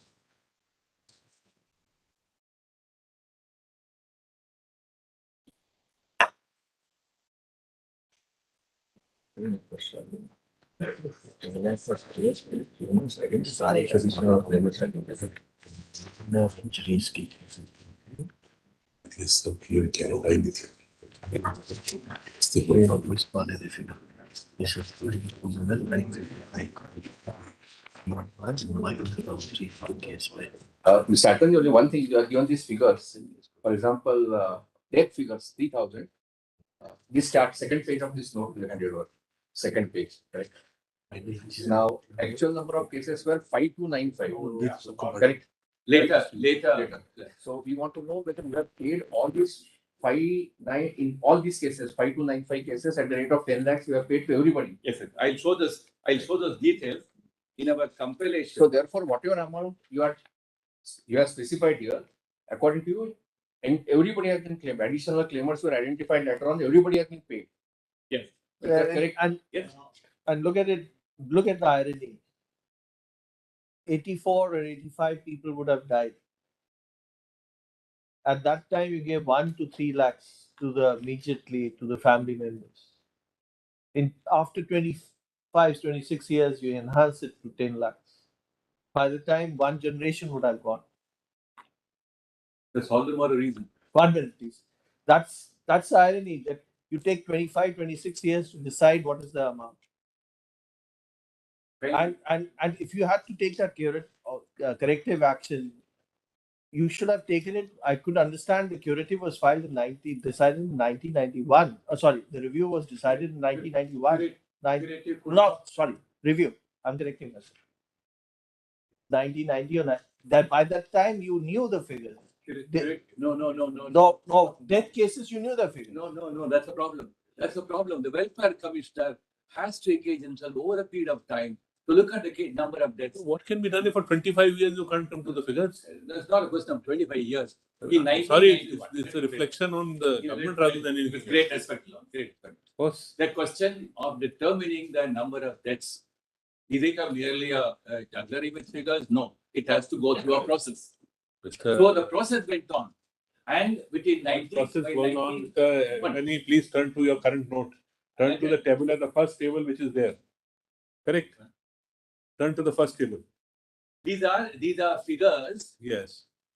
Which have been stated in the curative petition. Additional amounts required due to increased fatalities and injuries not taken into account. Correct? Now let's go category wise. In case of additional amount required to be paid for death is 53 crores. Correct? The amount required for permanent disability is minus 208 crores. The amount required for temporary disability is plus 77 crores. The amount for severe cases is minus 78 crores. I'm skipping the next for the time being. Loss of property minus 74 crores. Loss of livestock minus 49. Where is the difference coming? And now I'll flag it. The difference is coming in minor injury cases, where instead of original amounts, you have increased it by 1,000 crores for minor injuries. If you want to distribute funds for certain reasons, not on any ipsy dixie, on the basis of the process of the claim. No, but then the chart shows it. Minor No, injuries. these are these Yes, two but pages. Minor injuries are after 25 years, suddenly for minor injuries alone. You have to pay For only other things, you find your funds 20,000 are actually in excess. No. But for minor injuries, suddenly you say, I need 1,000 crores more for minor injuries. Not that. This is what it means. The question. Let What me is the try. definition of minor injury? You would not just What- give me a little time. What is the to explain. definition of minor Let injury? me try to explain this. And these figures at pages 1 and 2 Yes. are what is the figures derived upon by the settlement trust. These are those figures in 1991. Now, after 1991, when the process of review of the consideration of those claims, which were kept to be registered over a period of time, and the registration also came to a conclusion somewhere around 1996 or so, then the consideration took place around the 5-6 years.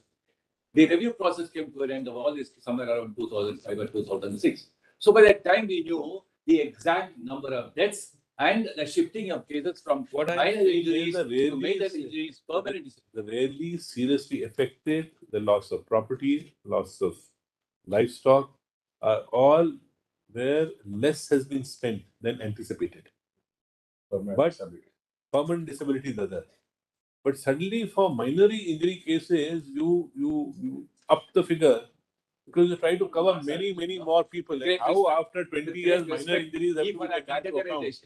No, I wait. I'm sorry, doesn't have of confidence. The question, why it all happened, how it all happened, there is enough explanations for that. There is nothing which has happened by any arbitrary criteria. The question of a minor injury becoming a permanent disability was, for instance, there are cases where said death is owing to MIC. The commission said no, it could be for other reasons. Therefore, claimants have been rejected. Therefore, if a shifting of one claim from one category to other category has been under the due process of the scheme endorsed by the Honorable Court. It is not. One more problem. Yeah. Assuming everything in your favor, the curative is maintainable, Yes. we can entertain it. But again, all this becomes matter of evidence and matter of proof. I will try to address that. And that is curative, I we have to will do try this to- fact-finding exercise. I will try to address that issue. Now, if your lordship. You assume minor injury cases of 50,000. Now you are saying there's 5.25 lakh minor injury cases. I'm sorry. Because we've been grappling with this for 10 years. The affidavit is filed by the union in 2011. The total figures are 574,376 in 2011, which is the same figure in the attorney's. Yes. It says all this has been done. Then it says we want to tell the Supreme Court that the government of group of youngsters said pay 10 lakhs. So 10 lakhs for death, 5 lakhs for permanent disability, 2 lakhs for cancer, renal failure, etc. Then 10,000 under death for awarded as injury, etc., etc. It is pertinent to the figures mentioned in para 9 may be varied. Group of ministers has recommended. In addition, 582 crores has been released, and all this is paid and done and dusted. Is the affidavit in 2011 for same number of figures? Post security. Your lordship must see that. Right. Because that's an affidavit, it's a reply of 21st November filed by the Welfare Commission. What I'm stating here is not in deviation from what we stated in the affidavit. Kindly turn to pages 4 and 4 onwards of this note. So what your lordship read in pages 1 and 2 was the position obtaining in 1991. Was any claim laid towards relief and rehabilitation measures in the suit? We don't just read these 2 pages, then some We'll clarity. read. I'm just saying, see, you are trying Kindly to turn to bring page in, 4. Page 4. please understand you are trying to bring in claims there. So never part of the suit which was resolved. If you want to do some other claims in respect of claim, then you can't do it in a curative petition. May try to understand it like this. in Charanlal Sahu, I will constitutional read. bench, I the will Attorney General made a statement. I'm sorry, Attorney General made a statement. We are not claiming anything towards this. At that time, the attorney did not know 5,000 people have died. No. I'm sorry. The attorney did not. The Nobody government knew. of Nobody India, knew at that time.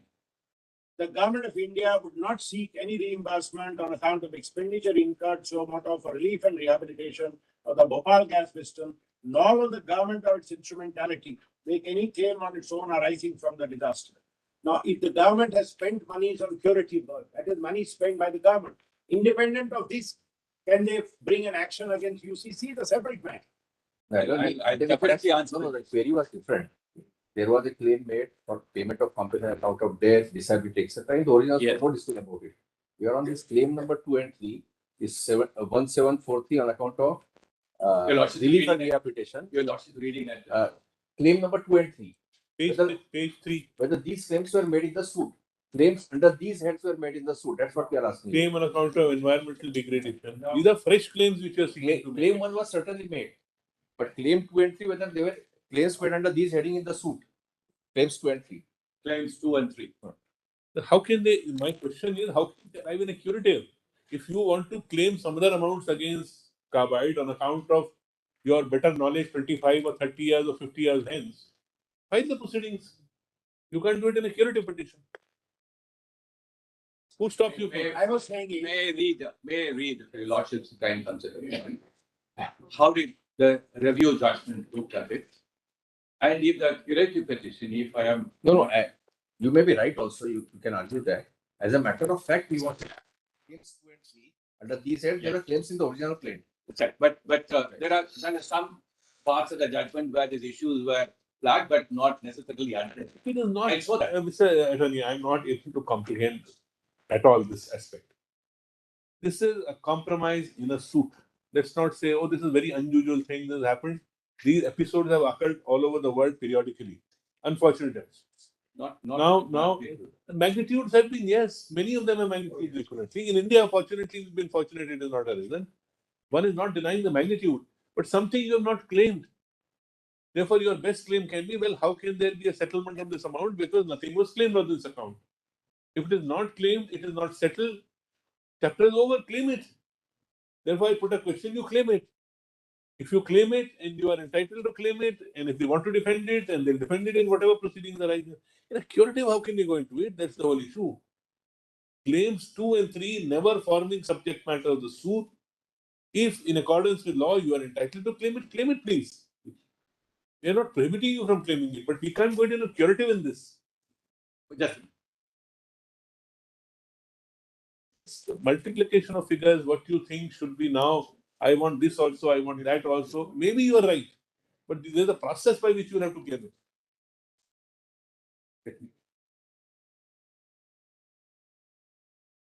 I tried to find out in the compilation. I could not locate claims.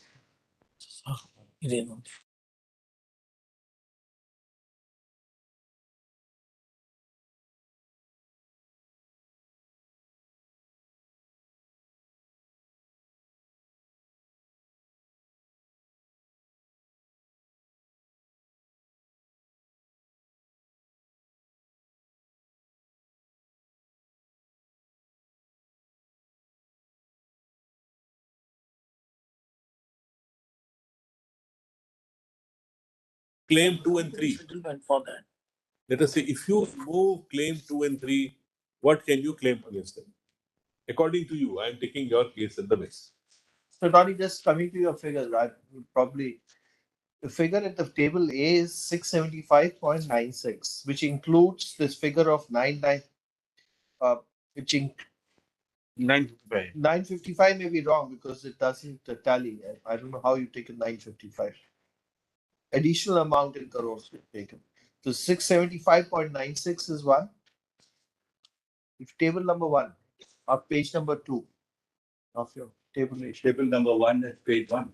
Or Two. page 2. Page 2. I'm talking about this. Of this third Appendix document, Appendix A. Appendix A.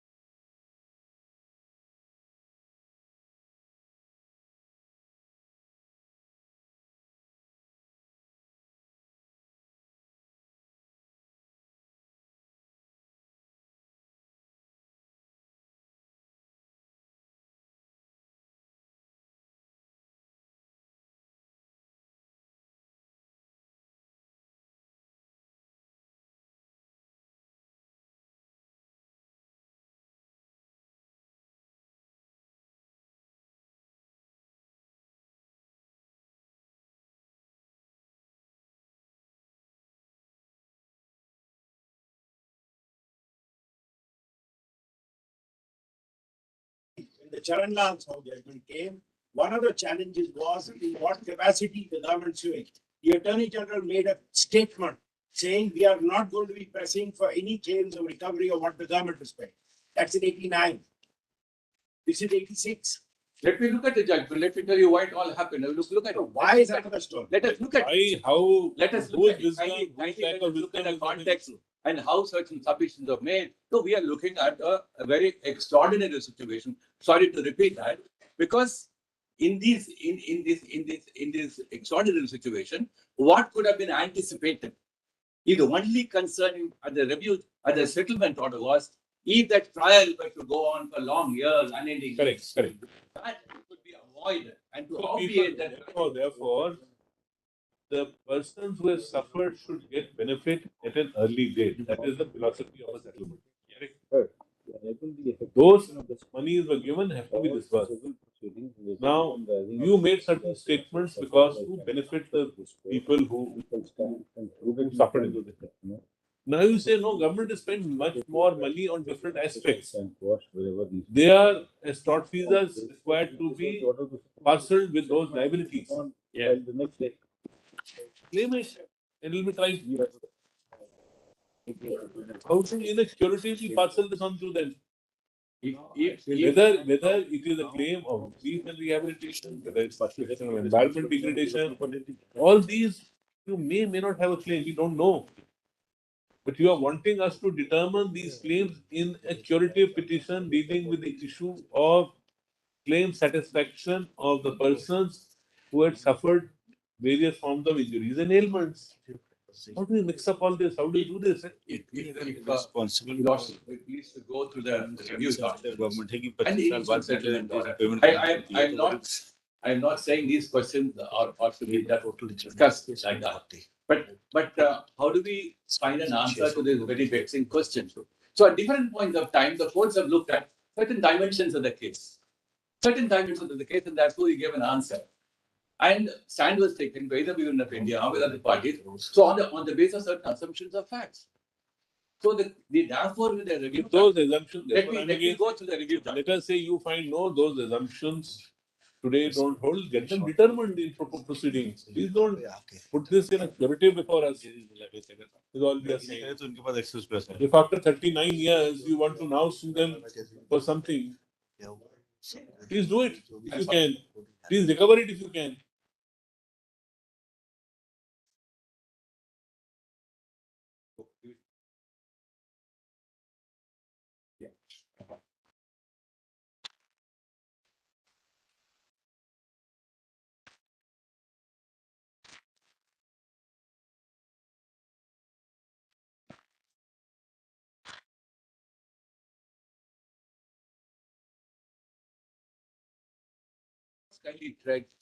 Actually, number one. claims is like some fresh suit which you are seeking to file. Interest and LIBOR rates, CPI to be applied. You are filing a claim, you file a suit then. File a suit for whatever you think is recoverable against them. After 39 years. Of course. Just Filing one, a just suit. one more thing. Just turn to your table once again. I don't know. Somebody has to apply because here you say, as per the Supreme Court order, the total amount provided is Reading at which page? page 2. Sorry, Page 2. the next Appendix A. appendix A, column number 2. The total amount provided as per the Supreme Court order was 725 crores. Yes. 725 crores. Then we turn to the page 3. The total amount paid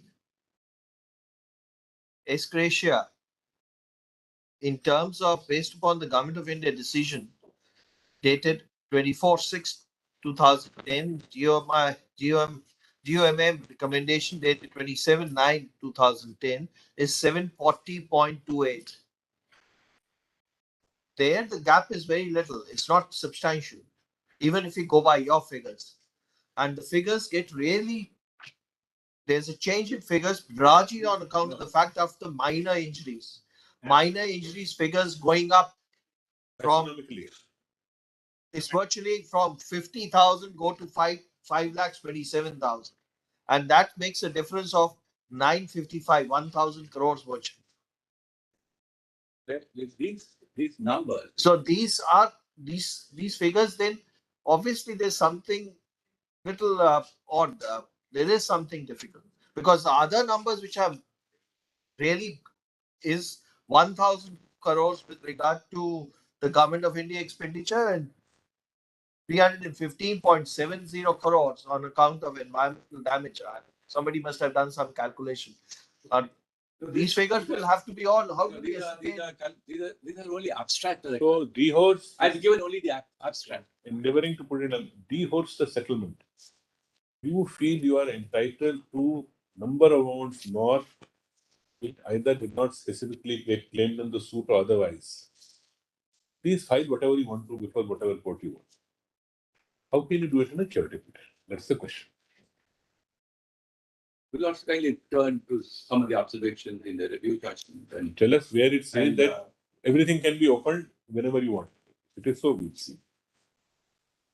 Not asking what is the definition of minor injury that is defined in an affidavit of October 2006. That whoever was present and filed a claim because of the trauma that they had to suffer because of the gas leak.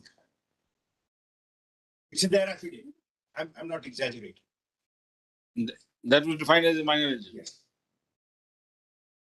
these are under the scheme, there are certain. And the government's words were, whoever was present and filed a claim was granted compensation on account of trauma that had to be gone through. And that the basis of mere presence.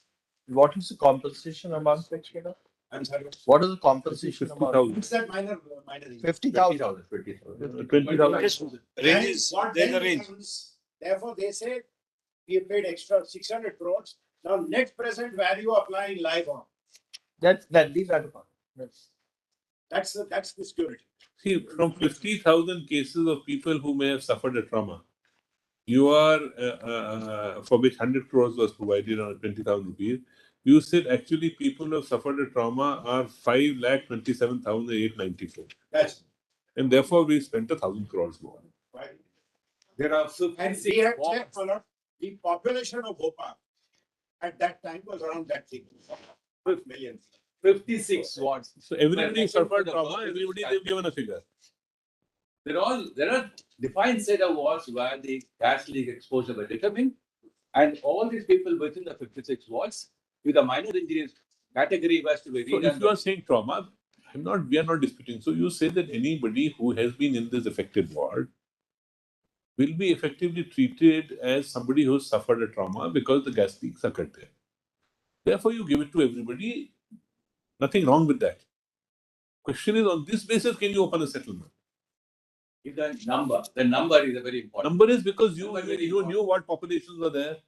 You chose and thought that you will give it to something more. Now, if you want to give it to everybody who has a trauma, salutary benefit. No, we didn't choose. It's all in terms of the court saying you will go to process this claim under the scheme. The scheme was a well-defined procedure, and it was not an open-ended issue. Therefore, if the scheme allowed people to lodge claims and the commissioners to do their job in terms of the criteria, then unless somebody has to say, yes, all this is wrong. No, it's not necessary to say it's wrong. Somebody has to say also it is right. I'll tell you why it is right. Without evidence, how can I it be should have right or wrong? Therefore, we are only. You may be right, but how can it be decided? Therefore, In a curative, you want us to decide it. We are again and again repeating the same thing. In a curative, what you are saying is, this is being paid by us, ask them to pay this to us. This is what, beyond that, we can't go in curative because we are only dealing with the settlement. There is no trial here, there is no trial there, there is no trial anywhere else. I quite see that. If the absence of a trial, Just the trial was. all the sympathy for all the people who have suffered. Cannot ask us to turn into such an ad hocism Look at on determination of amount because you say you are wiser today. That's what is happening. It is I look at it like it's not logical person say that. And before I do that, can I read both the settlement order and the review judgment, whatever effect they have, bearing on what we are trying to report. So, we'll also kindly pick up volume 1 of the respondent's documents. Page 45, that's the first settlement order.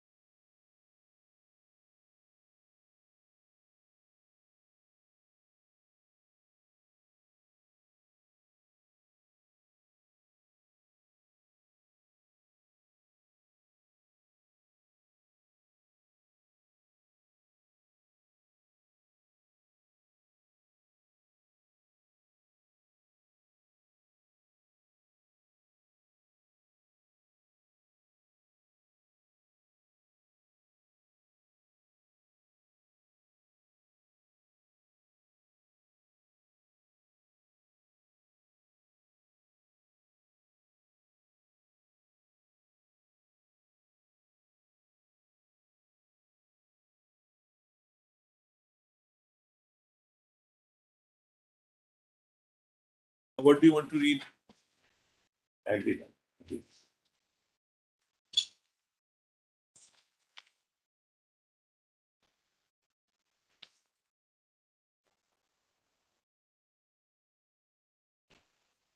Please turn to page 41, which is the first order in February 14. Just one clarification for, if you turn to your chart at page, sorry, I'm taking you back. Page number? If the figures interest. Appendix A. Appendix A.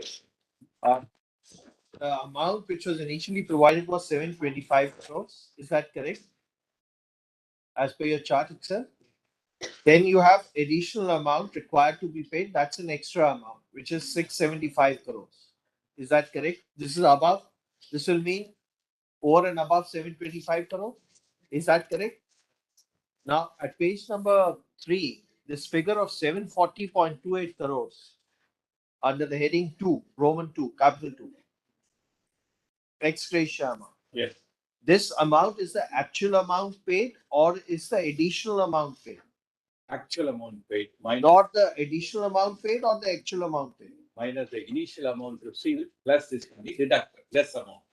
The amount was less. No, so attorney, do you mean that you have paid 675.96 plus 740.28? Have you paid both? Yes, yes, yes. Is that your case? Correct. No, you have paid, therefore you have paid 675 In excess. with 675 was paid initially. And thereafter, after 2010, it became 740.28. Or it was in addition to it. This is in addition to that.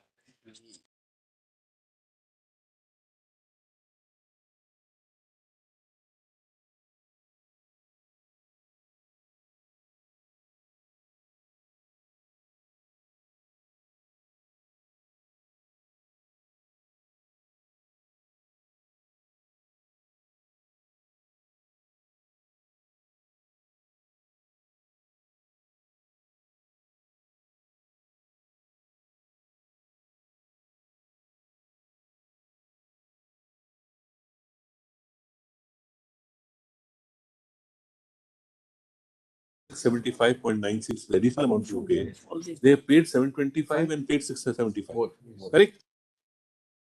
And Are then we that's 740. understanding correct that 725 crores is what was envisaged and provided for? This amount you would have paid, but still somehow 50 crore is lying, which we do not know why it is lying. Then you have paid, according to you, additional amount because of the increase between somewhere increase, Because somewhere the decrease. actual number of cases, there's an increase. The actual number of cases. The number of cases assumed is 3,000. Actual number of cases 5295. Therefore, an additional amount required to be paid in the last Without column. getting into detail, is all arising for whatever it's worth account of minor injury. There are the figures, there are minor injuries otherwise. So you paid 725 crores you have in your hand to be paid. Correct? Yes. Apart from that, you say, One second. The number of cases assumed in the first column is 2,05,000. yes. When the number of cases went up, which Yes. is there in the last but third See, column, see. 5,74,000. Because of this, you are required to pay 725 plus 675. That's right. Correct. This is what you say you are required to pay. And you have paid that amount. That's right. And you have paid that amount. Now, please be sure have you paid that amount, because otherwise the question will be posed to you, which we pose. Why is 50 crore lying with the RBI if you have paid? Who have you not paid?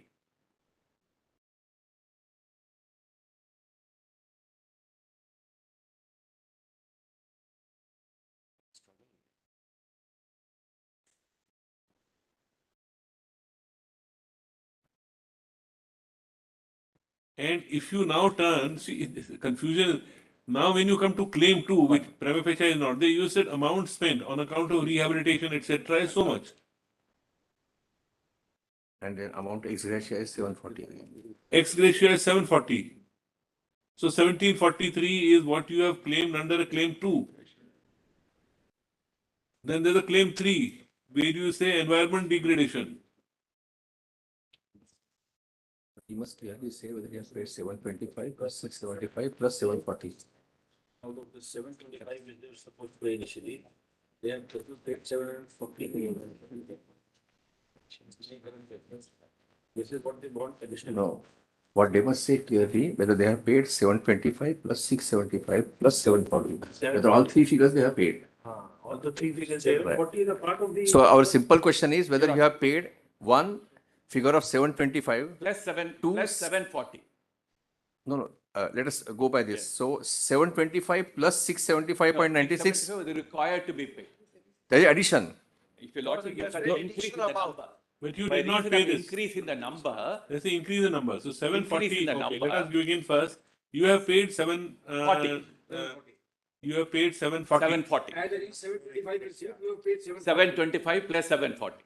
So that means that you have not paid any compensation to those persons who are identified subsequent to the compromise. Not like that.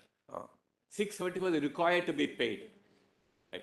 But that was on the assumption. No, the but average there amount- you may not be right, because if you see the simple mathematics, if you see this 675 is in addition to 725. Just calculate it for yourself. Correct. It because the difference in the number of. So coming now to the straight question. Yes. How much is the total amount you have paid on account of all these heads? Death, permanent liability, temporary liability, severe cases, minor injury, loss of property and livestock. How much is the total amount you have paid till today? 725 plus the ex gratia 740 which you made over. Right. This has been paid. Right. And ex gratia was also given to the ones with minor injuries. Everyone. The breakup which you gave, your chart is not complete there. In your chart. And why is 50 crores lying with the RBI? The interest amount over a period of time. And No, then I've no, told no. some I'm not 425 able to people see. did not You have have paid claim. this amount. I will explain that. That's This is outflow gone. So you should, all that should have been used in any the case. question. One question is about the amount which has come into our kitty. How have we disbursed it? How the expenditure has taken place? So even if the amount 50 crores lying there, whether it is required to be paid over, in what manner? That's a different question. I am on a fundamentally different issue. Mr. Tony, If you have paid, suppose we not paid the gratia at all. some difficulty. Some difficulty. If you just Mr. Tony, during the lunchtime, just check up on these figures. There's some difficulty in these figures.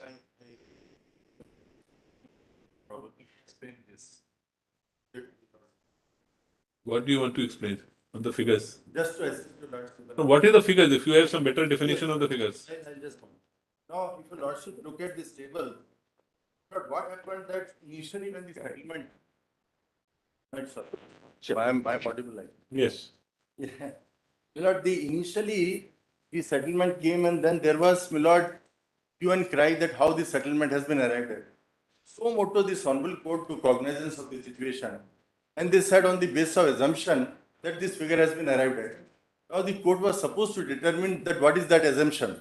So these figures which have been given, if you Lordship look at this table, 3,000 etc. which has been given is based on, my lord, the judgment which was given, which is on 4th of May 1989. I'll just read out, my lord. Correct. And what the court said that we have arrived at this figure on the basis of assumption. And if the basic assumption is ultimately disturbed in the sense we find. No, Mr. Parekh, we are not on that. No, Milord, I'm just. We are on the quantum of the amount, not the figures. No, of Milord, the- I'm just under explaining. the I other think head.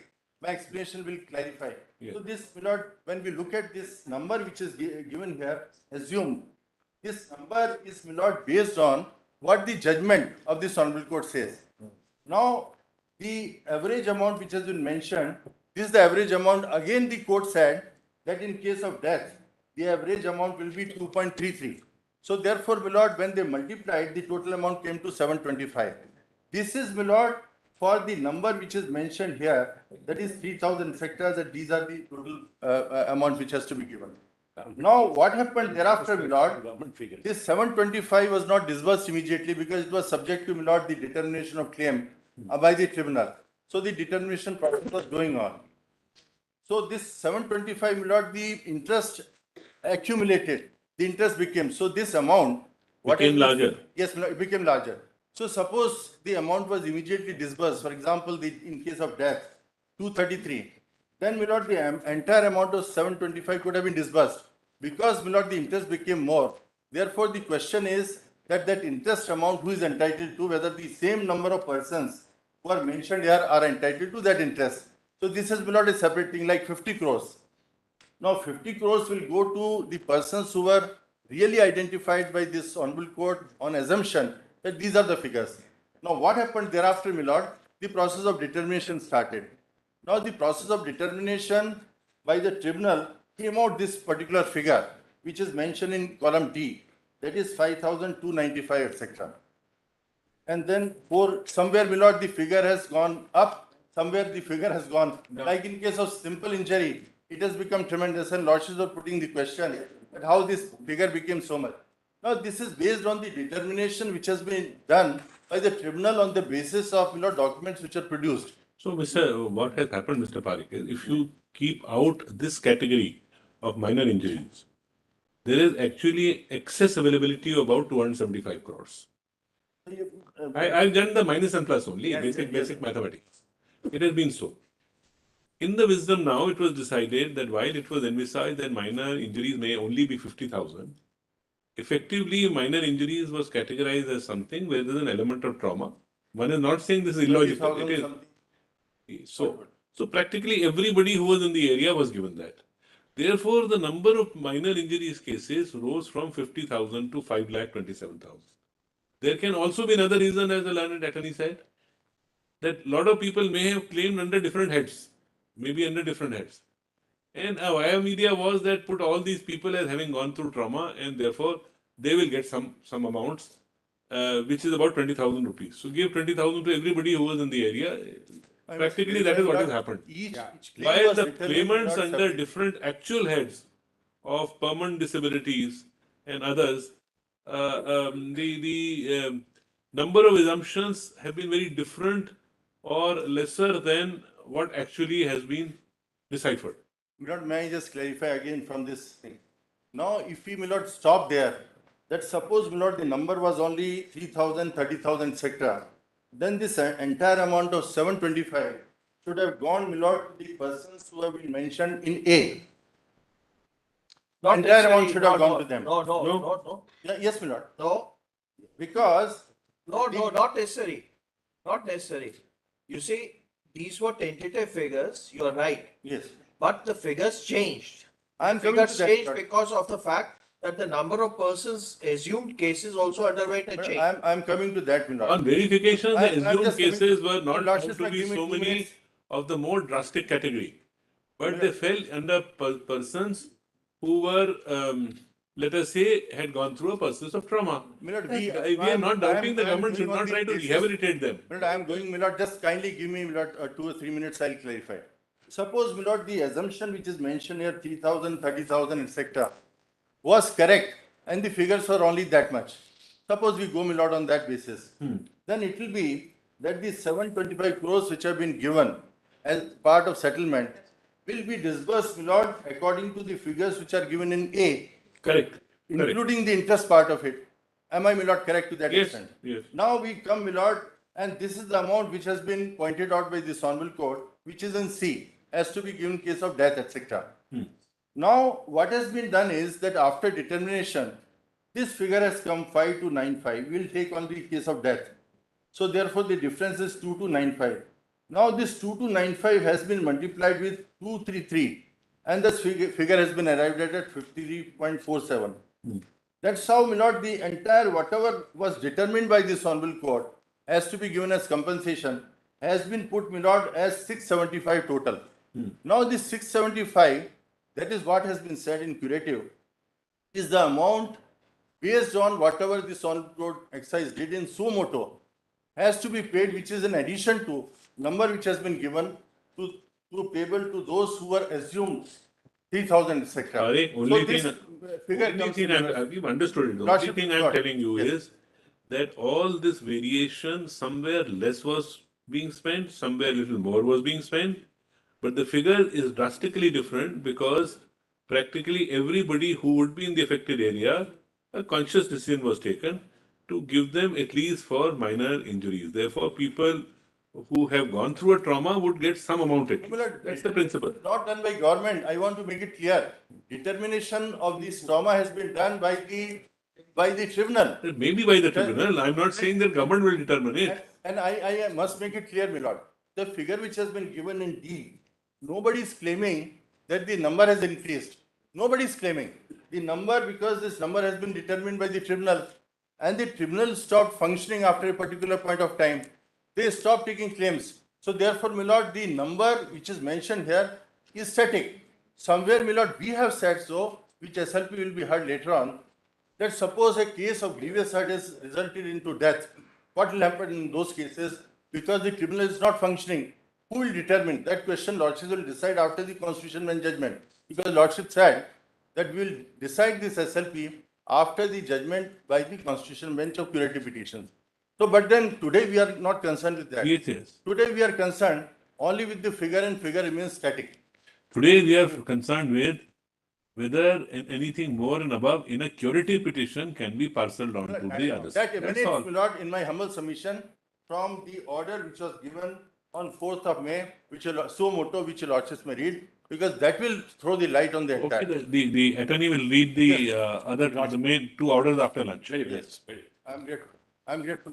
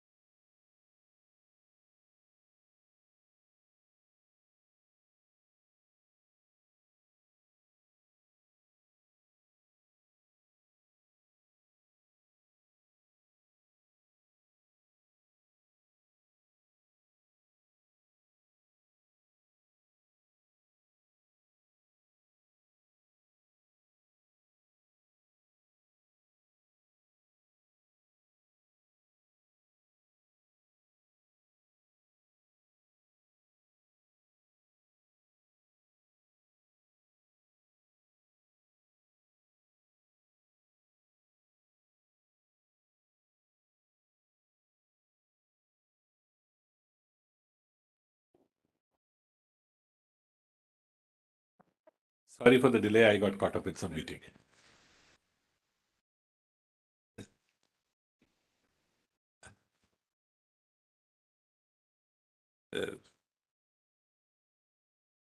Is when on the early occasion, your lordships put me a question, and is there a real need and a pressing concern as to this court should hear this matter? I said I have myself applied my mind and studied this matter from various angles, and I know there are some issues on which there are no answers readily available, either on the statute book or some precedents. But as I myself try to travel through this mass of documents and look at how in different contexts, in different jurisdictions, cases such as these, either of this magnitude or of a lesser magnitude, has been dealt with by the courts. I had some questions, but I thought the only way to place them before the court is to raise them as questions and probably, if possible, elicit some answers, Rani, depending upon please the take broad it contours clear. of the case. I don't think courts are averse to extending the envelope to examine cases and try to innovate solutions wherever possible. Your Lordship, right. I can certainly say this. There's no That's hesitation. But it depends on the jurisdiction you're dealing with. Absolutely. I know that. If say I was sitting in a 226 for the first time, I would certainly not hesitate to mold the release wherever required. If I'm sitting in a suit, I'm far more constrained because it's the civil proceeding which will operate. In a civil revision, different aspects operate. On the lighter side, I used to often tell my colleagues that there is a maryada of every jurisdiction. You're right. We are, as judges, bound by the maryada of that jurisdiction. That is what is required. Now here, some in a suit, in proceedings arising out of suit, this court arrived at a settlement, or rather, the parties arrived at a settlement, and this court adopted the settlement. That's all that has happened, really. Maybe a little push here and there from the court, it's adopted. Review filed after that, some aspects examined and review after many years. And now we are faced with a jurisdiction of curative. Please appreciate as the apex court, what we say in one matter has a lot of ramification in other cases. I deeply appreciate that. I know that. So I'm just telling our constraints. The constraint arises from the fact, would I do it differently in a different jurisdiction? I don't know. How will I do it within the jurisdiction in which I am sitting at the moment? This is concern of all of us.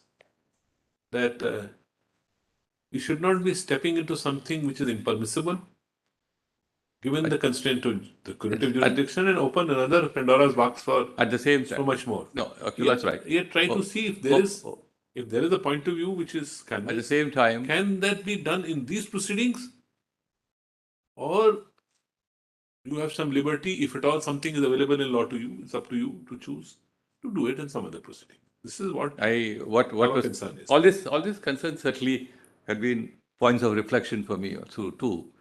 But as your lordships use that very interesting expression of the maryada of the jurisdiction.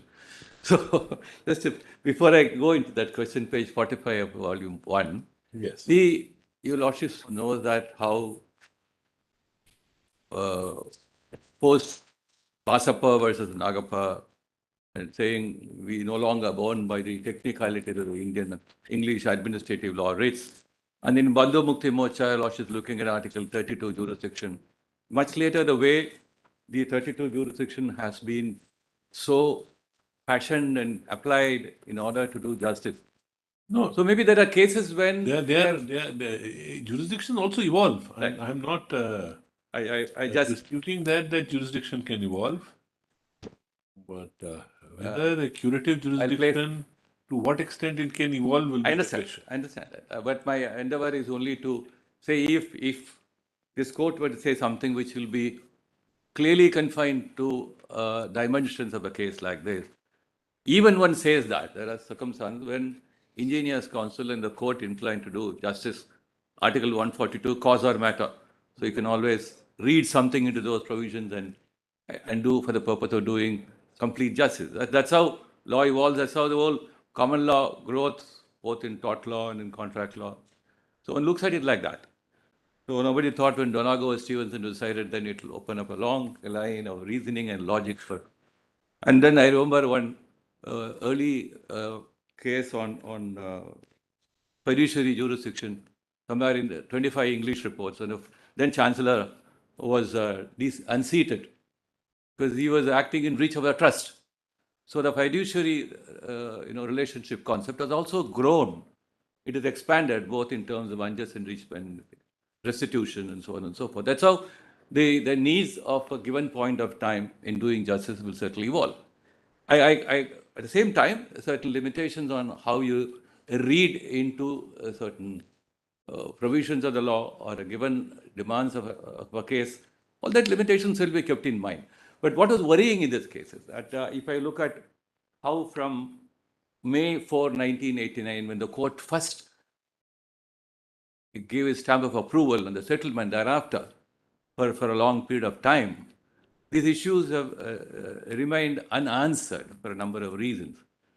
So in my very respectful submission, this curative petition is one of the most essential endeavors to get that answers from this court. So, and I'll also place for Lordship's kind consideration some of the doubts which have come about the categorization, how they have happened. So under the Act and under the scheme, there are provisions to do that.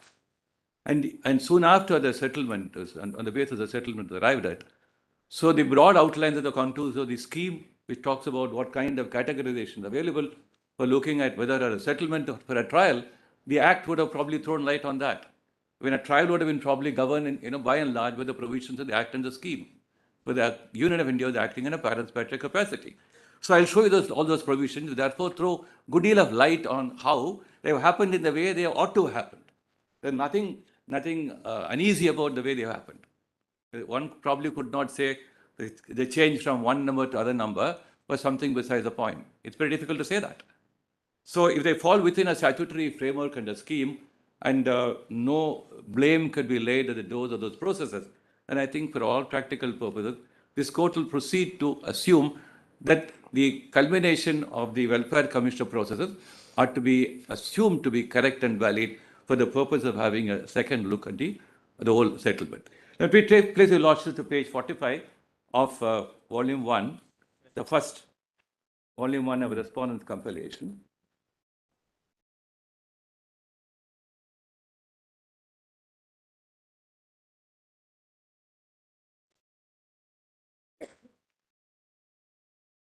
The judgment begins at page 45, but it is styled as an order at page 47.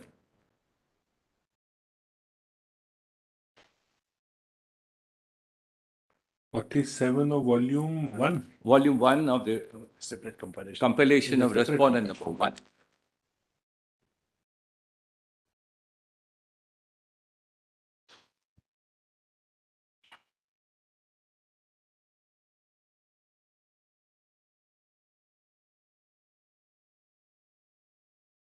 So we have at page, Lord, have that page? Yes. So we can turn over to page, you don't have it? Oh, your mark. I have it. But it's the same judgment you have.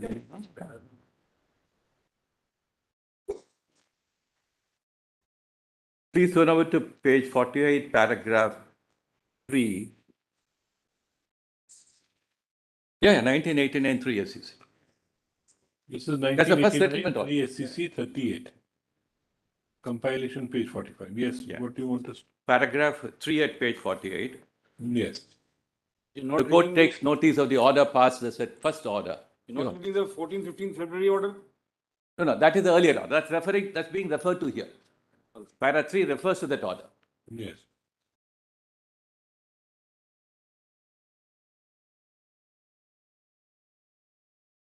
This court, by its order dated February 14, 1989, made in those appeals directed that there shall be an overall settlement of the claims in the suit for $470 million of US dollars in termination for all civil and criminal proceedings. The opening words of the order said, Having given our careful consideration for the several days on the facts and circumstances of the case before us, for the parties to these proceedings, including the pleadings of the parties, the mass of data placed before us, the material relating to the proceedings in the courts of the United States of America, the offers and counter-offers made within the parties at different stages during the various proceedings, as well as the complex issues of law and fact raised before us and submissions made in, and in particular the enormity of human suffering occasioned by the Bhopal gas disaster, and the pressing urgency to provide immediate and substantial relief to the victims of disaster, we are of the opinion the case is preeminently fit for an overall settlement, with the parties covering all litigations, claims, rights, and liabilities relating to and arising out of the disaster. Then it appears for the reason that persuade this court to make the order for settlement should be set out, those who have sought a review might be able to effectively assist the court in satisfactorily dealing with a prayer for review. The statement of the reasons is not with a sense of finality as to the infallibility of the decision, but with an open mind to be able to appreciate any tenable and compelling light or factual infirmities that may be brought out, calling for a remedy in review under Article 137 of the Constitution. Points which propose set out brief reasons as follows. How did the court arrive at sum of $470 million US for an overall settlement? Why did the court consider this sum of $470 million as just, equitable, and reasonable? Why did the court not pronounce on certain important legal questions of far-reaching importance, said to arise in this appeal as to the principles of liability of monolithic, economically entrenched multinational companies operating with inherently dangerous technologies in the developing countries of the third world, a question said to be of great contemporary relevance to the democracies of the third world? The yet another aspect of the review pertaining to the part of the settlement which terminated the criminal proceeding. Questions raised from the point of review petition prima facie merit consideration, and we should therefore abstain from saying anything which might tend to prejudge this issue one way or the other. The basic consideration motivating the conclusion of the settlement is the compelling need for urgent relief. The suffering of the victims has been intense and unrelieved. Thousands of persons who pursue their own occupation for a humble and honest living have been rendered destitute by this ghastly disaster. Even after 4 years of litigation, basic questions of the fundamentals of the law as to the liability of the Union Carbide Corporation, the quantum of damages yet being debated. These, of course, are important issues which need to be decided. But in thousands of innocent citizens were in near destitute condition, without adequate substantial needs of food and medicine, of the every coming morrow haunted by the spectre of death and continued agony, it would be heartless abstention if the possibilities of immediate sources of relief are not explored. Considerations of excellence and niceties of legal principle were greatly overshadowed by the pressing problems of very survival for a large number of victims. These are very important concerns expressed by the court. The lost delays are indeed proverbial. It has been the unfortunate bane of judicial process in ordinary cases, where the evidence consists of a few documents and the oral testimony of a few witnesses requires some years to realize the fruits of litigation. The next few sentences. The present case one where the damages sought on behalf of the victims of mass disaster and having regard to the complexities of the legal questions involved. Any person with an unbiased vision would not miss the time-consuming prospect for the course of the litigation in his sojourns to the various courts both in India and later in the United States. Then paragraph 10. This court considered it compelling duty both judicial and humane to secure immediate relief. In doing so, the court did not enter upon any forbidden ground. In the efforts been earlier made in direction by Judge Keenan in the United States and by the learned District Judge Bhopal, what this court did was a continuation of what had already been initiated. Even at the opening of the argument in the appeal, the court had suggested to the learned counsel and both sides reach a just and fair settlement. Again, when counsel met for rescheduling of the hearing, the suggestion was reiterated.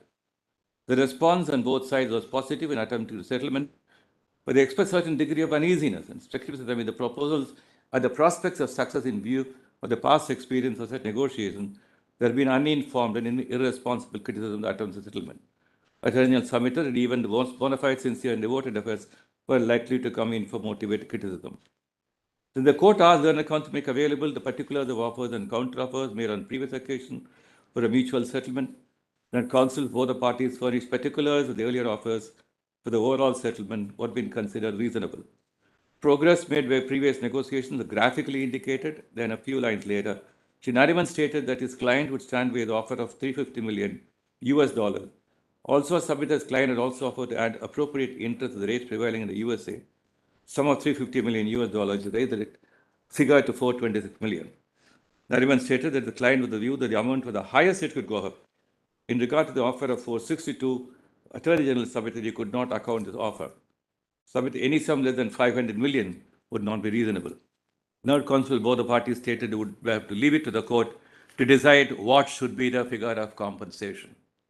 The range of choice for the court in regard to the figure was therefore between the maximum of 426 million US dollars offered by Srinariman and the minimum of $500 million suggested by the learned Attorney General. In these circumstances, the court examined the prima facie material, very important, the prima facie material as to the basis of quantification of a sum which, having regard to all the circumstances, including the prospect of delays inherent in the judicial process in India, and thereafter in the matter of domestication, the decree in the United States for the purpose of execution, and directed that 470 million US dollars, which upon immediate payment and with interest over a reasonable period pending actual distribution would aggregate very nearly to 500 million US dollars, rupee equivalent, approximately 750 crores, with the learned Attorney General suggested be made the basis of the settlement. Both the parties accepted this direction. Therefore, this flew from an order of the court. The settlement proposal was considered on the premise that government had the exclusive statutory authority to represent and act on behalf of the victims, and neither counsel had a reservation as to this. The order was also made on the premise that the Bhopal Gas Leak Disaster Act 1985 was a valid law. In the event the act is declared void and the pending proceedings challenging its validity, the order dated so-and-so would require to be examined in the light of that decision. We should make it clear that if a material is placed before the court from which reasonable inference is possible, the Union Carbide Corporation had at any time earlier offered to pay any sum higher than the outright payment of 470, this court would straightaway initiate suo motu action requiring the concerned parties to show cause why the order dated should not be set aside and the parties relegate to their respective original positions. The next question is as to the basis on which the court considered the sum to be a reasonable one. This is not independent of its quantification.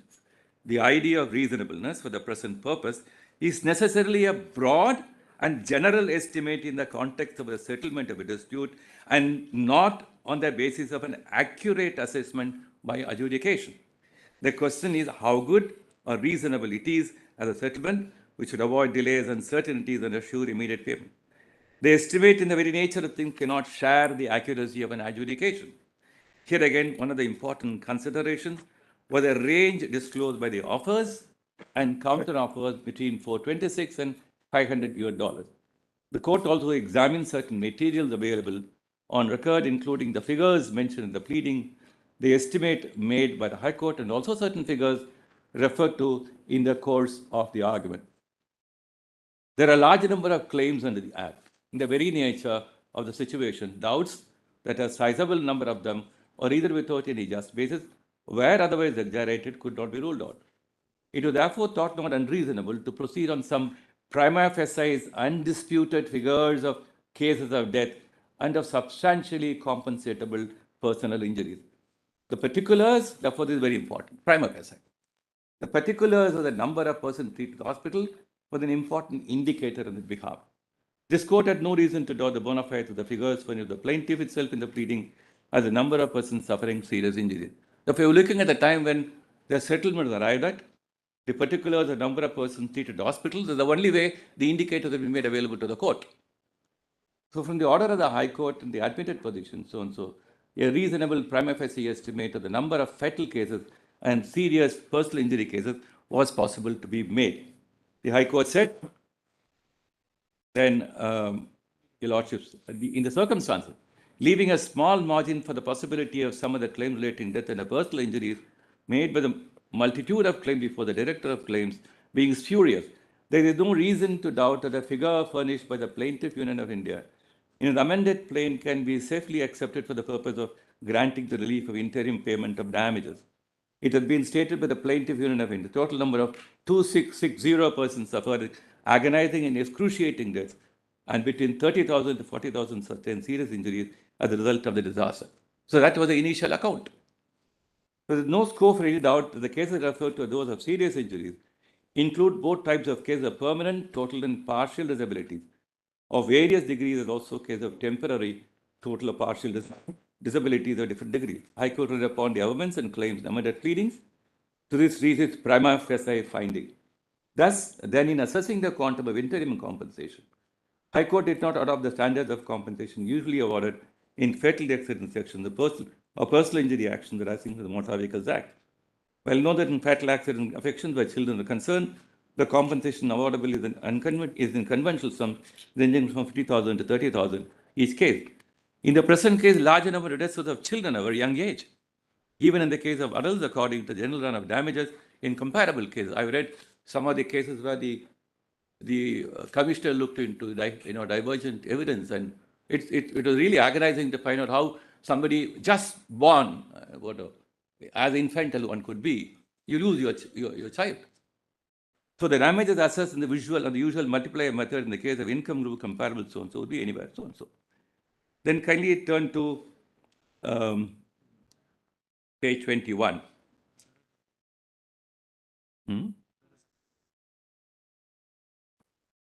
Paragraph 21. The figures adopted by the High Court in regard to the number of fatal cases and cases of serious personal injuries do not appear to be disputed.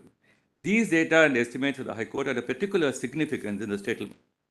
Then again, it was not disputed before that a total number of fatal cases was about 3,000 and of grievous and serious personal injuries as verifiable from the records of the hospitals of cases treated at Bhopal was the neighborhood of 30,000. It would not be unreasonable to expect that persons suffering serious and substantially compensatable injuries would have gone to hospital for treatment. It also appeared that within about 8 months of the occurrence, a survey had been conducted for purpose of identification of cases of death and grievous and serious injuries for purpose of distribution of certain ex gratia payments sanctioned by the government. These figures were, it appeared, less than 10,000. These circumstances are a rough and ready estimate. This court took into consideration the prima facie findings by the High Court and estimated the number of fatal cases at 3,000, where compensation could range from rupees 1 lakh to 3 lakhs. This would account for rupees 70 crores. And that's the tabular column which I showed at page 2 of my statement. And nearly 3 times higher than what would otherwise be awarded in comparable cases in motor vehicles accident claims. Death is an inexorable finality. Then Lordship may, at the last line in para 23, but the High Court is in estimating the value of compensation without a higher basis. So far as personal injury cases are concerned, about 30,000 is estimated as case of permanent, total, or partial disability. Compensation ranging from rupees 2 lakhs to rupees 50,000 per individual, according to the disability is total or partial, and degrees of the latter was envisaged. This alone would account for rupees 250 crores. In other 20,000 cases of temporary, total, or partial disability, compensation ranging from 1 lakh.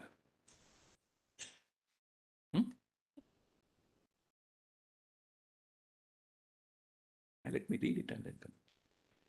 Depending on the nature and extent of the injuries and extent and degree of the temporary incapacitation, accounting for a further allocation of 100 crores was envisaged. Again, there might be possibility of injuries of utmost severity, in which case of rupees per individual might have to be considered.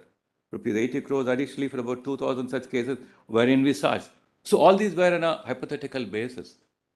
A sum of rupees 500 crores approximately was thought of as allocable to the fatal cases, and 42,000 cases of such serious personal injuries leaving behind in their trail total or partial incapacitation, either of permanent or temporary character. You consider that some outlays would have to be made for specialized institutional medical treatment for cases requiring such expert medical attention and rehabilitation. 25 crores for the creation of such facilities within envisaged. Now turn to paragraph 27. Such case of claims do not apparently pertain to serious case of permanent temporary disabilities, but a case of a lesser serious nature comprising claims of minor injuries, loss of personal belongings, loss of livestock, etc., where there is general allocation of rupees 225 crores. If in respect of these claims, allocations are made rupees 20,000, 15,000, so on. So persons or claims in each category accounting for about 1.5 lakh more claims, the sums required would be about 225 crores. Looked at from another angle, If the corpus of rupees 750 crores, along with the current market rates of interest on corporate borrowings of, say, 14% or 14.5%, is spent over a period of 8 years, it would make available rupees 150 crores each year, or even if interest alone is taken, about 110 crores per year, could be sent year after year perpetually towards compensation and relief to the victims. The court also took into consideration the general run of damages in comparable accident claim cases and cases in the workmen's compensation laws. The broad allocations made are higher than those awarded in all such claims. These apportionments are merely broad considerations, generally guiding the idea of reasonableness or the overall basis of settlement. The exercise is not a predetermination of the quantum of compensation amongst the claimants, either individually or category-wise. Something as open as anything could be. No individual claimant shall be entitled to a particular quantum of compensation if it's found to fall within either broad categories. Determination of actual compensation payable to the claimants are done by the authorities under the Act on the basis of the facts of each case, with a reference to the hypothetical quantifications made only for the purpose of an overall view of the adequacy of the amount. Therefore, the overall view of the adequacy of the amount on the one hand, and the process of consideration of the claims on the other hand, under the Act, they stand on two different footing. These are the broad and general assumptions underlying the concept of justness of the determination of the quantum. If the total number of cases of death or of permanent, total or partial disabilities, or what may be called catastrophic injuries, is shown to be so large that the basic assumptions underlying the settlement become only unrelated to the realities. The element of justness of the determination and of the truth of its factual foundation would seriously be impaired. And precisely what we are trying to place before your lordships. The justness of the settlement is based on these assumptions of truth. Indeed, there might be different opinions on the interpretation of law or on the questions of policy or even on what may be considered wise and unwise. But when one speaks of justice and truth, these words mean the same thing to all men whose judgment is uncommitted. Of truth so and so, then I'll skip that. Then paragraph 31.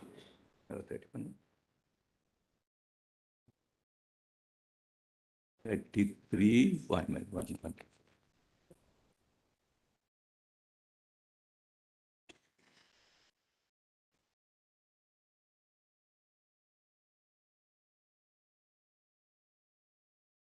Para 34, again the concerns of the court to look at the legal framework. Indeed, there is also a need to evolve a national policy to protect national interests from such ultra-hazardous pursuits of economic gains. Jurists, technologists, and other experts in economics, environmentology, futurology, sociology, and the public should identify areas of common concern and help in evolving proper criteria which may receive judicial recognition and legal sanction. One aspect of this matter was dealt with this court in MC Mehta, which marked a significant stage in the development of the law. But the hearing, there was more than a mere hint at the submission of the Union Carbide, that in this case the law was altered, only the Union Carbide Corporation in mind, and was altered to disadvantage even before the case had reached its court. The criticism of the Mehta principle perhaps ignored the emerging postulates of tortious liability, whose principal focus is the social limits on economic adventurism. Very, very important postulate. There are certain things that a civilized society simply cannot permit to be done through its members, even if they are compensated for their resulting losses. You may note a passage in Theories of Compensation. It may, however, be wrong to presume that we as a society can do anything we like to the people, just so long as we compensate them for their losses. Such a proposition would mistake part of the policy universe for the whole. The set of policies to which it points, policies that are permissible but only with compensation, is bounded on the one side by a set of policies that are permissible even without compensation, on the other side by a set of policies that are impermissible even with compensation. Very important considerations.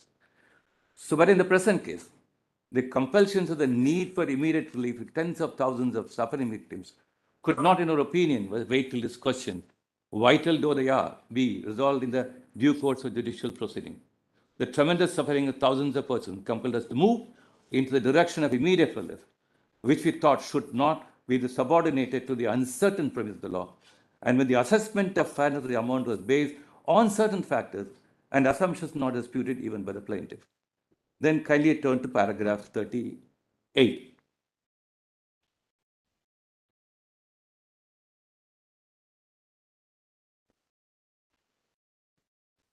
(37) Very well, I'll read this. 37. A few words in conclusion. A settlement has been recorded upon material and in circumstances which persuaded the court that it is a just settlement. So looking at materials which are available to the court at that point of time. This is not to say this court will shut out any important material and compelling circumstances which might impose a duty on it to exercise the powers of review. We have reached that point. Like all other human institutions, this court is human and infallible. What appears to the court to be just and reasonable in that particular context and setting need not necessarily appear to others in the same way. Which is right in the ultimate analysis is to judge by what it does to relieve the undeserved suffering of thousands of innocent citizens of the country. As the learned author said, in this imperfect legal setting, we expect judges to clear their endless dockets, uphold the rule of law, and yet not utterly disregard of need for the discretionary justice of Plato's philosopher king. Judges will be sometimes cautious and sometimes bold, must respect both the traditions of the past and the convenience of the present. But the course of the decisions, of course, cannot be either altered or determined by agitational pressures. The decision is wrong. The process of correction must be in a manner recognized by law. I suppose the curative process is a manner recognized by law. Here, many persons and social action groups claim to speak for the victims, quite a few in different voices. Factual allegations, and with they address their approach are conflicting in some areas, becomes difficult to distinguish truth from falsehood, distinguish as to who speaks for whom.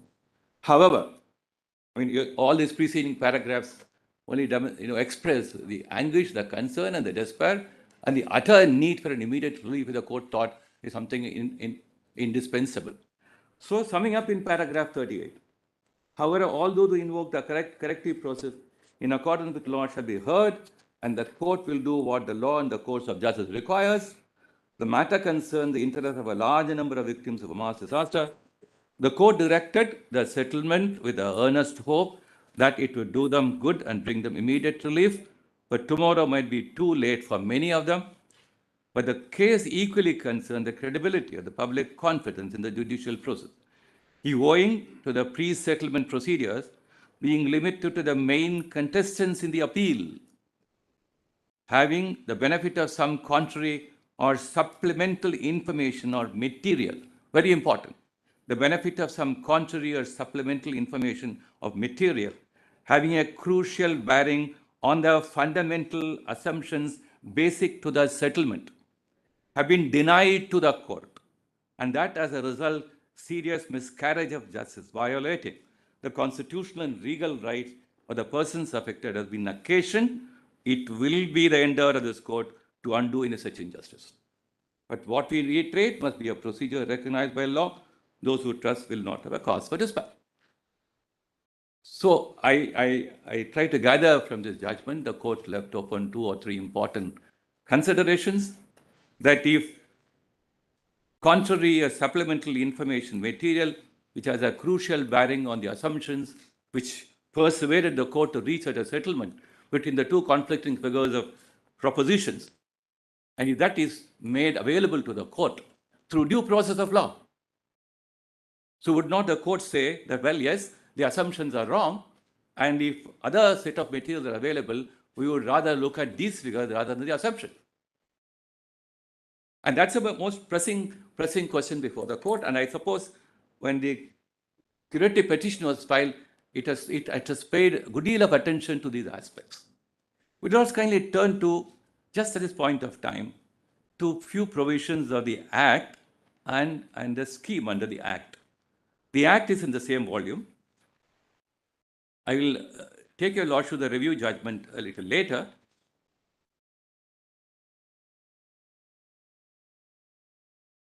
Just for our understanding, the review petition prayer. Let me complete. Mr. Attorney, just don't mind. so that we know. Don't mind. Let my thought process not be interrupted, please. There's no thought process. I have a thought process. The review challenged the settlement and said, set aside the order affirming the settlement. Is the union still pressing that? And he has said that he is not. Okay. Then all these passages were in the context of review petition saying this settlement has been wrongly affirmed by the court. No, no, no. This is a order which affirms a settlement which was passed as a matter of order on 14th of February. No, it's a signed settlement, it's reproduced, which has not been shown. Kindly turn to the Act at page 174.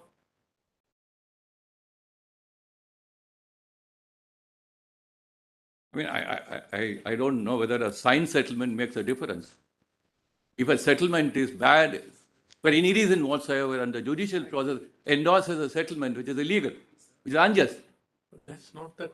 and therefore, let us not you, get. You can't traverse both the paths, Attorney. You Let, said I, that you don't want to traverse the path of reopening the settlement, but that you want, for whatever reason you disclose, why in a curative petition, further amounts can be loaded on them. no, if this court, monetary compensation. right, sir. If this court, while affirming the settlement in this order, had said, well, we will not certainly reconsider this matter because the settlement in our understanding is based, whether in assumptions or not, any other legal procedure available will be open to the claimants and the Union of India to be pursued.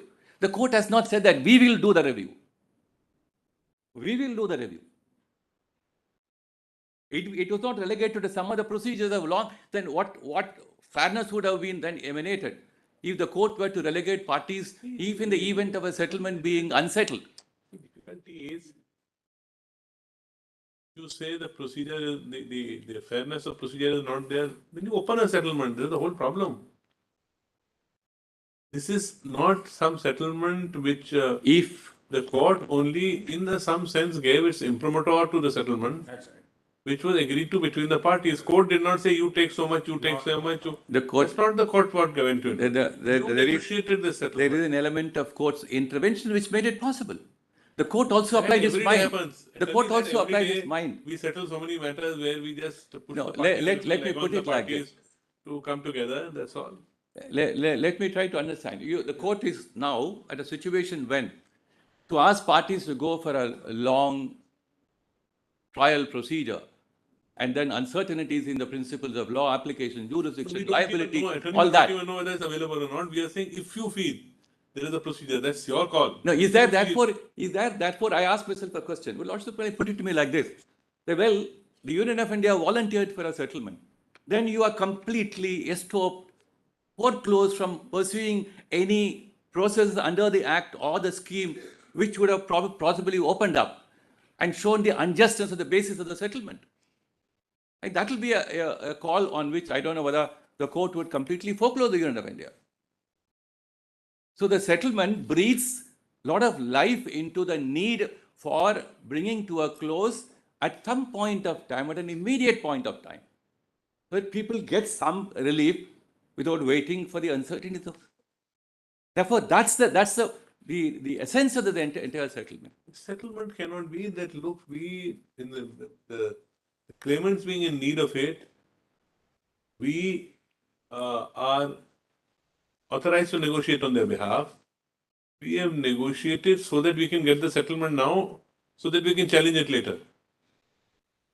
No. How does that deal? No. I don't think. No, Your Lordship probably may not look like this. Did I bargain for a settlement on subject to certain conditions? No. The court says we know that our assumptions can be wrong. There's one difficulty. Yes, you're right. It does appear that there's a leeway given, crucial bearing on fundamental assumptions basic to the settlement. Now, in this settlement, there were fundamental assumptions. You may be right that the figures with regard to the deaths, etc., was stated there. There was also a calculation made with regard to the damages portion, the compensation portion. Now, if you unilaterally decide to change it, because somebody feels that it should be enhanced 26 years down the line, then can that be the fundamental basis for change of settlement? First in, I'll try to answer that question. I'll try to answer that. Yes, the quantification of the compensation amount was clearly stated here. It doesn't take you 26, 27 years to redo or rethink about the compensation figure. I can understand the figure with regard to the deaths, etc., have undergone a change. That's understandable. That can change. There's no doubt about it. It can change.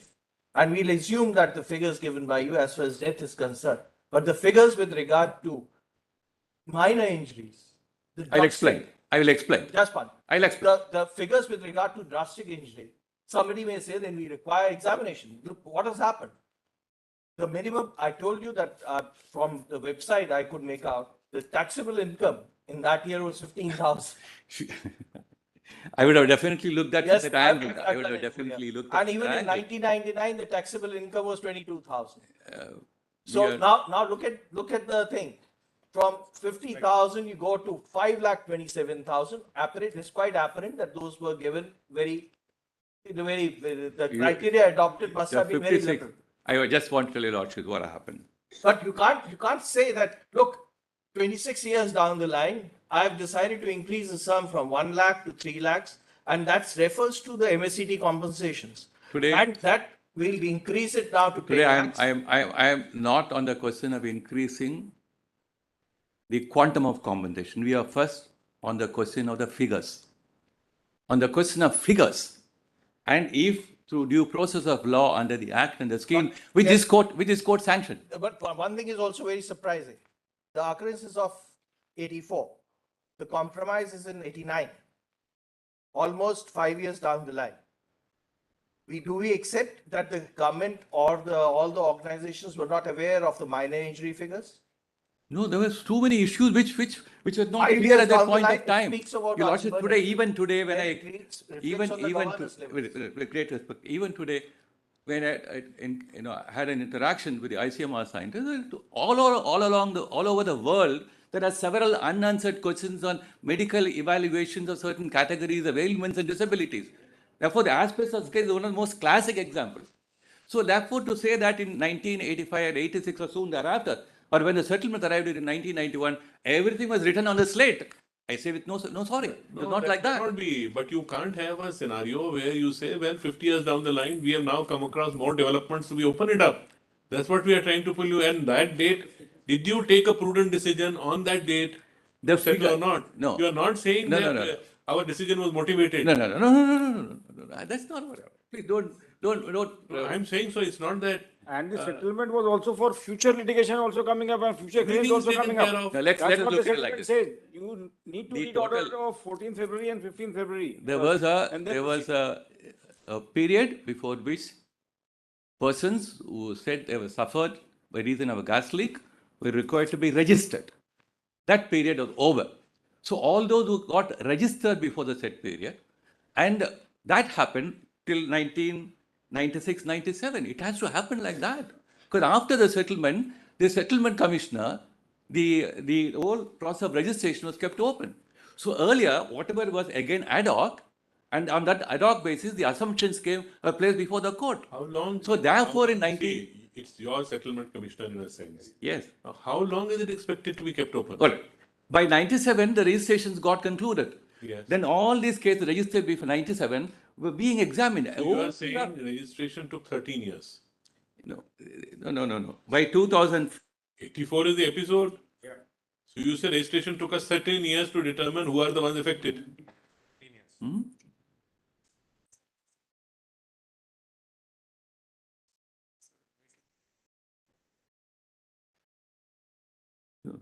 this is not, what about the 10 lakh cases?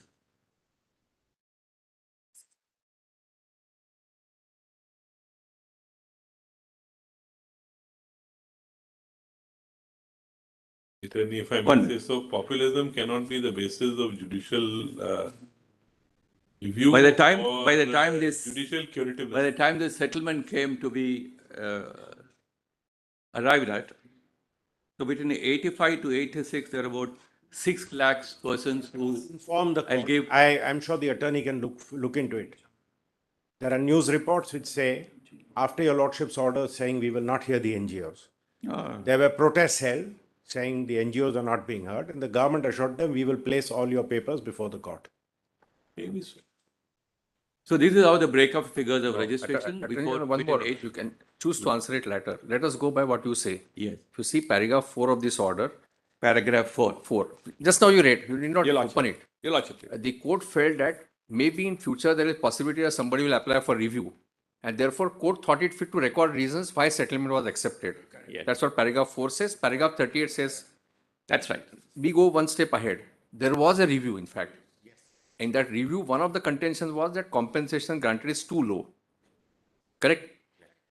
That review is now dismissed. Now that chapter is over. Review is over. That is reported judgment. In that judgment, court says that if there is shortfall, government must pay. So my question to you, you may answer it later on. Your Lordship. My question to you is, if government was so satisfied that, look, we need 600 crores, 600 crores must be paid to these victims. Why government did not pay at that time?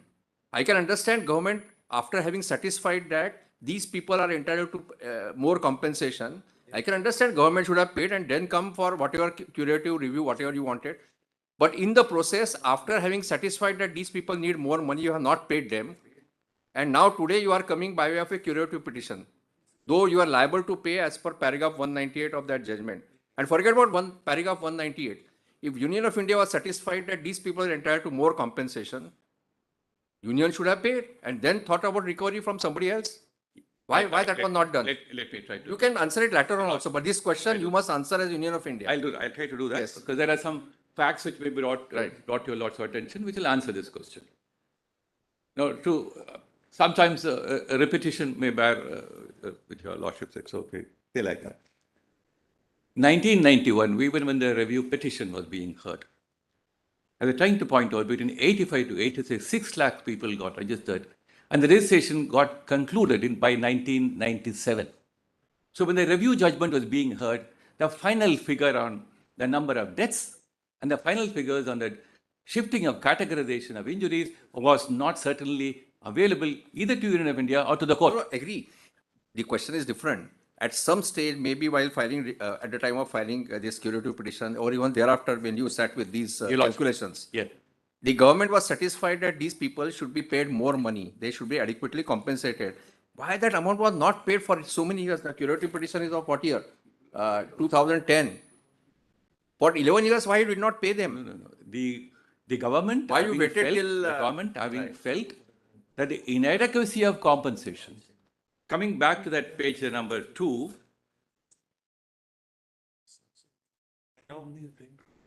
In fact, even with that 10 lakh compensation or 10 compensation for severely affected, it's not making any difference. The figure would have covered up that amount. Real difficulty is at 1,000 crores. That's right. Real difficulty is at 1,000 crores. Paid to 5,27,000. And if you're going to say for minor injuries, even after 10 years, you accepted the applications, it will be impossible for anybody to prove or anybody to say that he was injured or not. Minor injuries is then Either the settlement should have been, look, everybody in that affected area is traumatized. We will take the whole population into account and settle for a figure where everybody gets something. That's not the principle on which you settle. But ultimately, you have paid on that principle. You paid on the principle that everybody, in some way or the other, was affected. let's not, probably this doesn't give us the entire scenario. And you paid this 10 lakhs only 3,000 people, we take it. You did not pay to additional persons who are identified. 5,000. 5,000. Everybody was paid. Everybody was paid. They came back to Supreme Court and said, we've got 1,500 crores. What do we do? Your Lordship said, pay it all over again. So it was paid all over again. I am not saying so. The Welfare Commissioner's affidavit says so. At page 2622, my Lord Justice Oka's question is answered in page 2622. It says, it is further initially total 6,000 old cases were registered. Then they received so many, and then they go 10 lakh cases were received, of which 574,376 were awarded, which is the same figure in the curative. An amount of 1,548 crores have been disbursed as main compensation. 1,500 was left as surplus. It is submitted while deciding so and so. The court directed to disburse 1,500 to the persons whose cases have been settled, and the pro rata basis having due regard to the settled, unsettled and pending cases. So the said amount has been disbursed. I am not able to understand twice how over. this payments over a period of time.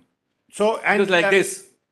your lordship, Let us your not- lordship is told, Let us not, it has been brought out that the claimants have been paid compensation twice.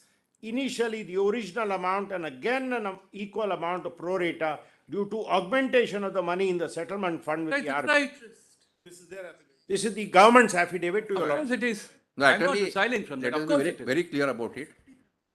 This curative petition is for recovery of the amount which you have already paid, or this figure also includes the amount which you want the claimants to receive.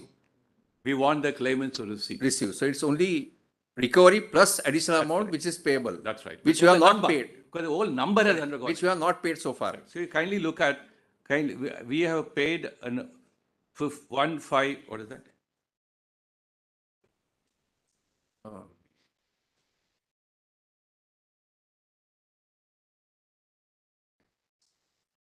I'm, my lord, I'm figure, I'm sorry, my lord, please see the figure 5,74,000 is the figure in the curative. They say 5,74,000 has been paid. The 574 has been paid. Yes. No, to be very frank, the fact that they decided to increase the compensation also to 10 lakhs is fine because they had. It's all paid. Surplus funds which were there, it was good that. Perfectly fine. But the real difficulty which is working out is again going back to the. No, my lord, with that it has been paid. There was no surplus. I'm sorry, at all. with that it has been paid 5,74,000 cases includes that increased amount.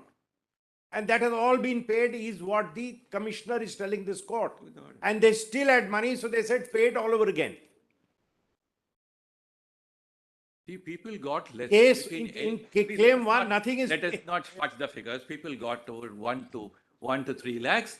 Court said, no, you must pay more. And then therefore on a proper calculation, because the amount of earning interest. So on a settlement of all those figures, 3,000, so and so, so and so. More, or because figures were, more funds were available, so you said that you don't have to create something else out of it to disburse the additional amount. You lordships kindly come back to the, My lord, kindly come back to Khanna's paragraph question. 22. My lord, Justice Khanna's question, my lord, the charity, the welfare commissioner says 5,21,333 cases were awarded minimum compensation of 25,000 in the general category. That's your minor injury. That's 25,000. Yes. 20,000. 25,000 per head paid, and then 25 paid again. 50 has been paid. Yes. That's what the affidavit is telling your lordships. And 10 lakhs has been paid to the case. Yes, my lord, everything. That's because when the claimants came here, See, there was some delay in payment, so obviously the figures given do not account Please- for that interest. correct. Please come back to paragraph When 22. the and claimants 24. came here, this is the I- counter filed by the government. Let's first get some of the basics clear. Kindly come back to paragraph 22 and 24. Again, the same order. Page 54, paragraphs 22 and 24. Of second May order? Fourth May.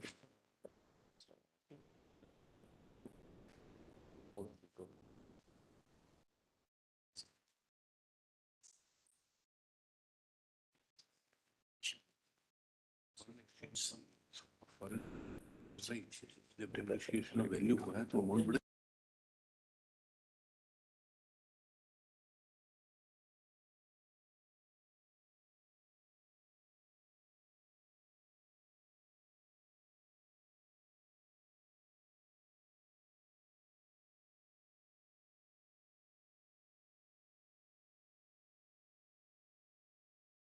Instead, by the respondent, earned interest, Your Lordship, please.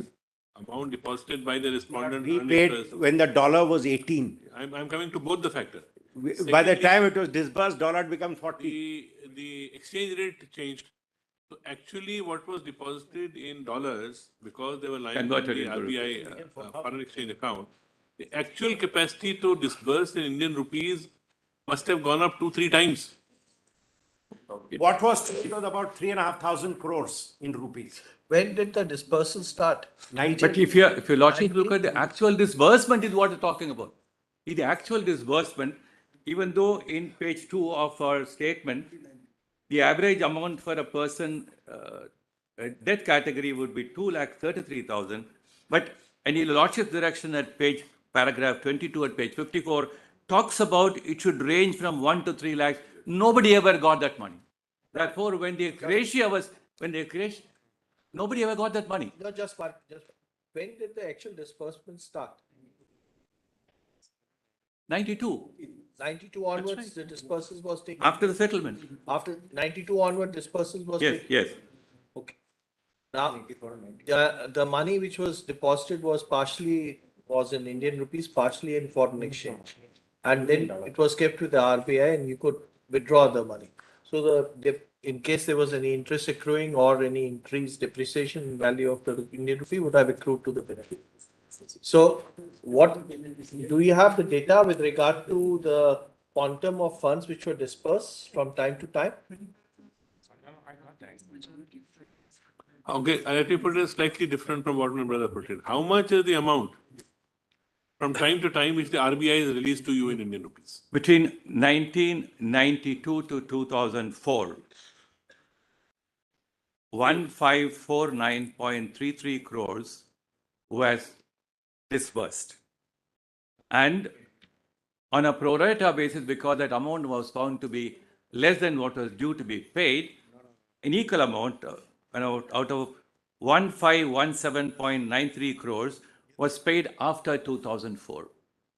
How much is the amount paid dispersed from the amount deposited? 1549.33. 1549.33. This is from This includes- 1992 till 2004. Yeah, 92 to 2004. This includes 725. That amount will be explained by taking into account that 725 crores plus the interest. Plus the interest. And what about the exchange rate valuation? After 2004, No. Again, What they deposited in dollar terms would be maintained by RBI in dollar terms to be converted into Indian rupees as and when they released it to you. That's right. Correct. So in the meantime, the dollar rate also went up. that's how the interest, that's why the interest portion. No, are you only counting interest of LIBOR or you're counting the exchange rate also? I wanted to know. Both.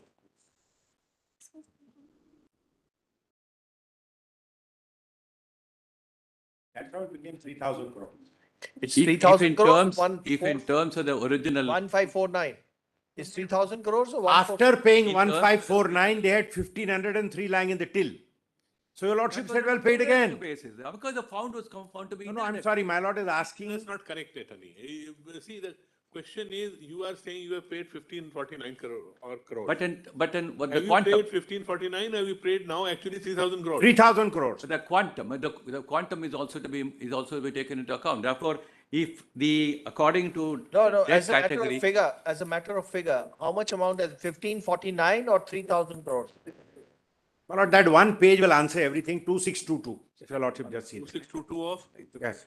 Volume 11, UCC documents, respondents' documents, reply of 21st November 2011 by the Welfare Commissioner.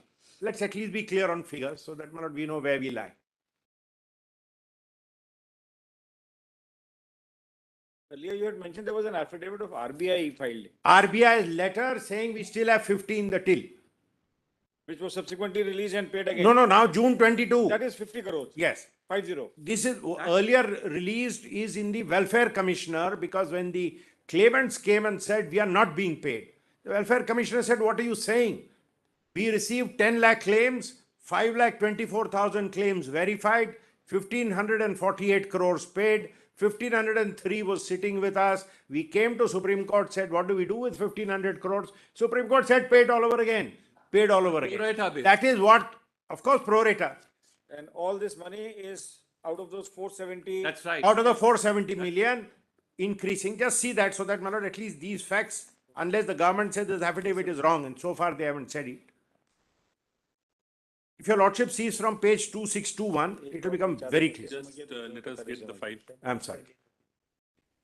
वो 425 था वो बढ़ गया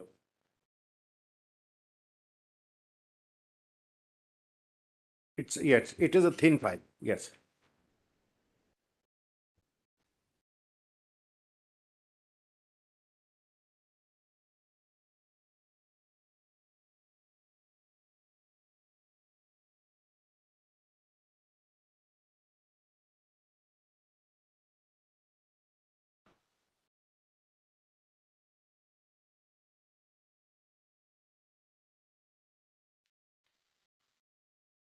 What page of this? Starting 2621, in 3 pages, my lord, everything is, or at least this factual bit, your lordship will have a clear picture.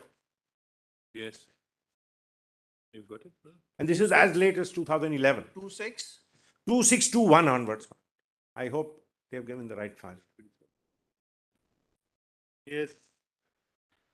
Foot of the page, it says it submitted Government of India frame guidelines and quantum of compensation. Then it says guidelines originally issued by the government, 92, it gives your lordships the figures. It is further submitted, page 2622, Yes. that initially 6,18,659 cases were registered in the office of the director, claim. However, the settlement between the government and UCCIL was 89. In pursuance of the notification of 1996, registration of new claims commenced from December 96 to 7th February 97. So, it is not that the process took 7 years. They finished one round of registration. Then the government reopened the registration. That registration ran so and so. Further 60 days time was given for submission of forms. 410,000 new claim cases were registered in the Office of the Welfare Commissioner. 4,10,000. Yeah, 4,10,000, sorry. Thus, in all, 10,29,517 cases were received. All these cases were disposed of by the... Just one pausing as Mr. Salve for a second. 6,18,000 cases first Yes, is all that is received yes. over a period of 4 years. 89 to 96. 85 to 89. Yes, 85 to 4 89. years. Yes, Then after about 7-8 years, the claims are reopened. Yes. You can add to the claims. yes. Against that, another 4,10,000 claims Correct, are correct. filed. Now, this is, my lord, in the, and your lordship knows, Welfare Commissioner is normally a sitting judge of the Madhya Pradesh High Court. All these cases were disposed of by the Office of the Welfare Commissioner in accordance with the Act, out of which 574,376 claim cases were awarded. So do we take it that the remaining cases were not found to They were rejected. rejected? Yes. It was not meritorious. Yes. Now they may challenge that. That's the within a the different Act thing. process, etc. An amount of 1,548 crores have been disbursed as main compensation. 574,376 cases, old and new. However, 1,503 crores was left as surplus. It is submitted that the court, while deciding I 3181-38, directed to disburse the remaining 1,500 crores to the person whose cases have been settled and the pro rata basis, having due regard to the settled, unsettled and pending cases, the amount was disbursed amongst claimants. At this juncture, it would not be out of place to mention that the total amount of the settlement by the Honorable Court was for 70 million, which converted to Indian rupees amounted to 750 crores. As on that date. As on that date. In Union Carbide and so on so, the court held that no victim will be deprived of benefit to which he/she is entitled. If the settlement is found to be insufficient, the deficiency is made good by the Government of India. This is their affidavit.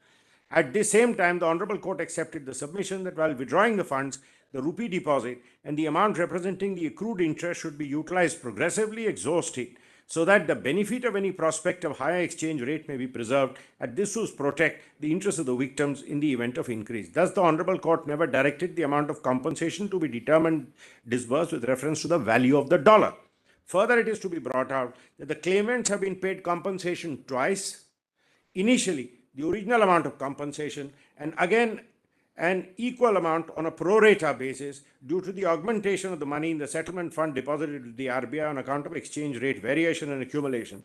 These dual benefits of exchange rate variation and accrual have been availed by the claimants in the pro rata receipt. Then, my lord, see the next para at page Just 1 260. second. So therefore, what was the settlement of 750 crores on conversion of US dollar 470 million? Became 3,000 At the crores. same time, became 3,000 crores, Yes, 3,000 odd crores. approximately. Yes. Out of which 1,500 crores were paid. But then with the passage of time, etc., 1,500 crores more left. Court said, okay, almost double it, or give it pro rata basis. Pro rata again. So Yes. again, that total amount is paid up to 3,000 crores. Now, how it is paid is in page 2624.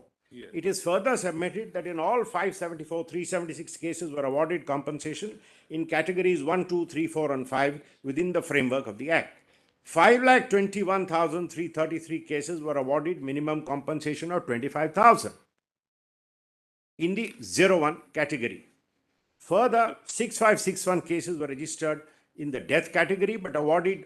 These are only that same Yes. tabular which is given. Correct. The misconception which I had and which arising is that when they put the total figure, they put the total figure is about 748 crores or 750 crores. Yes. The fact is the fund disbursal is 3,000 crores. 3,000 crores.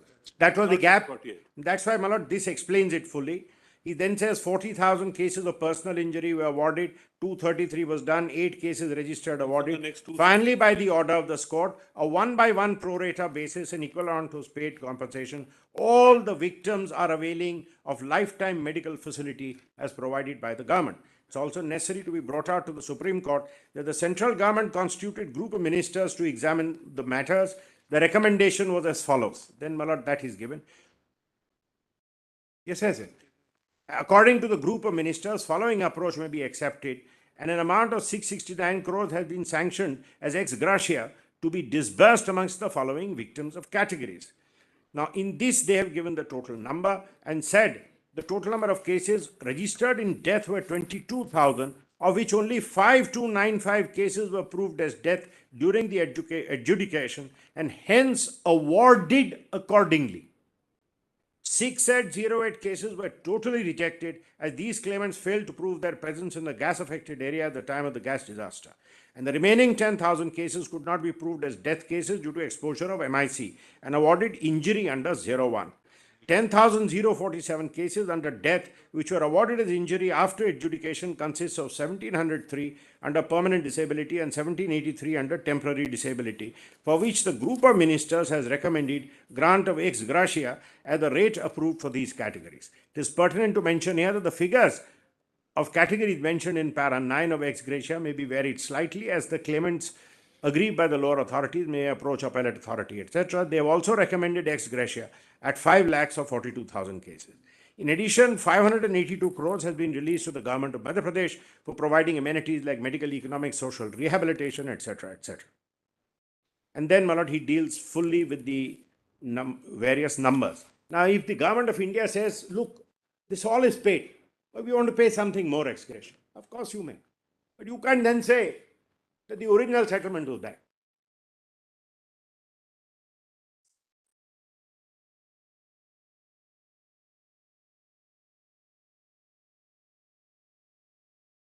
I think your mic will have to.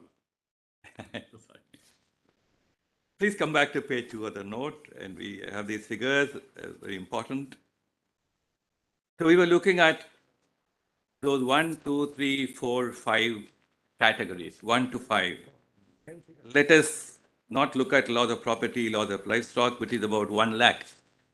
We look at the other 1 lakh. So serial numbers 1 to 5 are 1 lakh set of people for whom the 725 crores was to be expended. Yes. But when the number went up to 5,74,000, you are looking at whether the amount earned interest or not by reason of an exchange ratio. Total amount you paid additional 675 Now, instead of crores. being paid to 1 lakh and odd people, Maybe any, the 725 crores. could have been paid to them. Became, according to an additional amount of 675 crores. Became due. I'm coming to 675 a little late. I'm talking about this 725 was due and payable to 1 lakh and odd set of people. I'm not talking about the laws of property, laws of livestock. But on the other hand, this amount which accrued interest was paid to 5,74,000 people. Therefore, what I would have got if more number would not have been inserted in the number of claims, would have got more. Therefore, the What question. more you may have Therefore, got? the question was the number having You actually increased. got by reason of Suppose the dollar rate would have remained the same, then what that would have been lesser. No, that's a different picture. I'm not on the dollar exchange issue. That would probably completely. Ifs and buts can't do so. No, that would be completely alien to it. You got I am 3,000 crores. I am not on you the. got 3,000 crores. Kindly bear with by me, reason sir. of the interest which the amount through LIBOR rates got in the RBI actually, and with the and larger part would be actually less of interest, more of the exchange rate which arose. By fortuitous circumstance, instead of the exchange rate fluctuations, available was the 3,000 crores. The exchange rate would have made a difference only in the depression of the ultimate quantum. That's about all. I am not looking at the exchange rate. That's not probably relevant at all here. That's only for the purpose of knowing how much was actually dispersed. That's about all. People would have always got in Indian rupees. Compensation was not being determined in dollars. Certainly. Kindly look at from this point of view. You say that people would have got 725 crores and 675 crore more has been spent by us because the numbers increased, other things increased, other factors came in. It still takes you to about less than 1,500 crores. That's why you satisfied the claim of everybody. No, your affidavit, the commissioner's affidavit says, let me have a small explanation. The claim of everybody in about 1,500 crores, but with passage of time and other things, that perhaps require a little. Let's deal with the remaining amount. What is to be done? I'll correct little clarification. Profit earning enterprise. Come back to page. Give double the amount almost, or prorata vesa which was given. Please come back to page 2625. No, the little clarification so that we have this basis clear. In 265, the affidavit read out. In 2010, the new ailments which came to be found out. So the renal disc. Kindly see the figure. Kindly see, please, page 262. Please how to page do the 262.5. ailments? Some people may have ailments because of that. No. Some people may have other reasons. After all, the body is such a structural ailment. How do you link the two? I would only advise. Completely at loss, actually.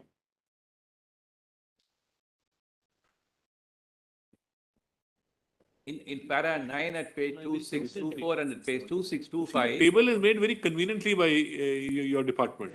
They talk about 725 crores.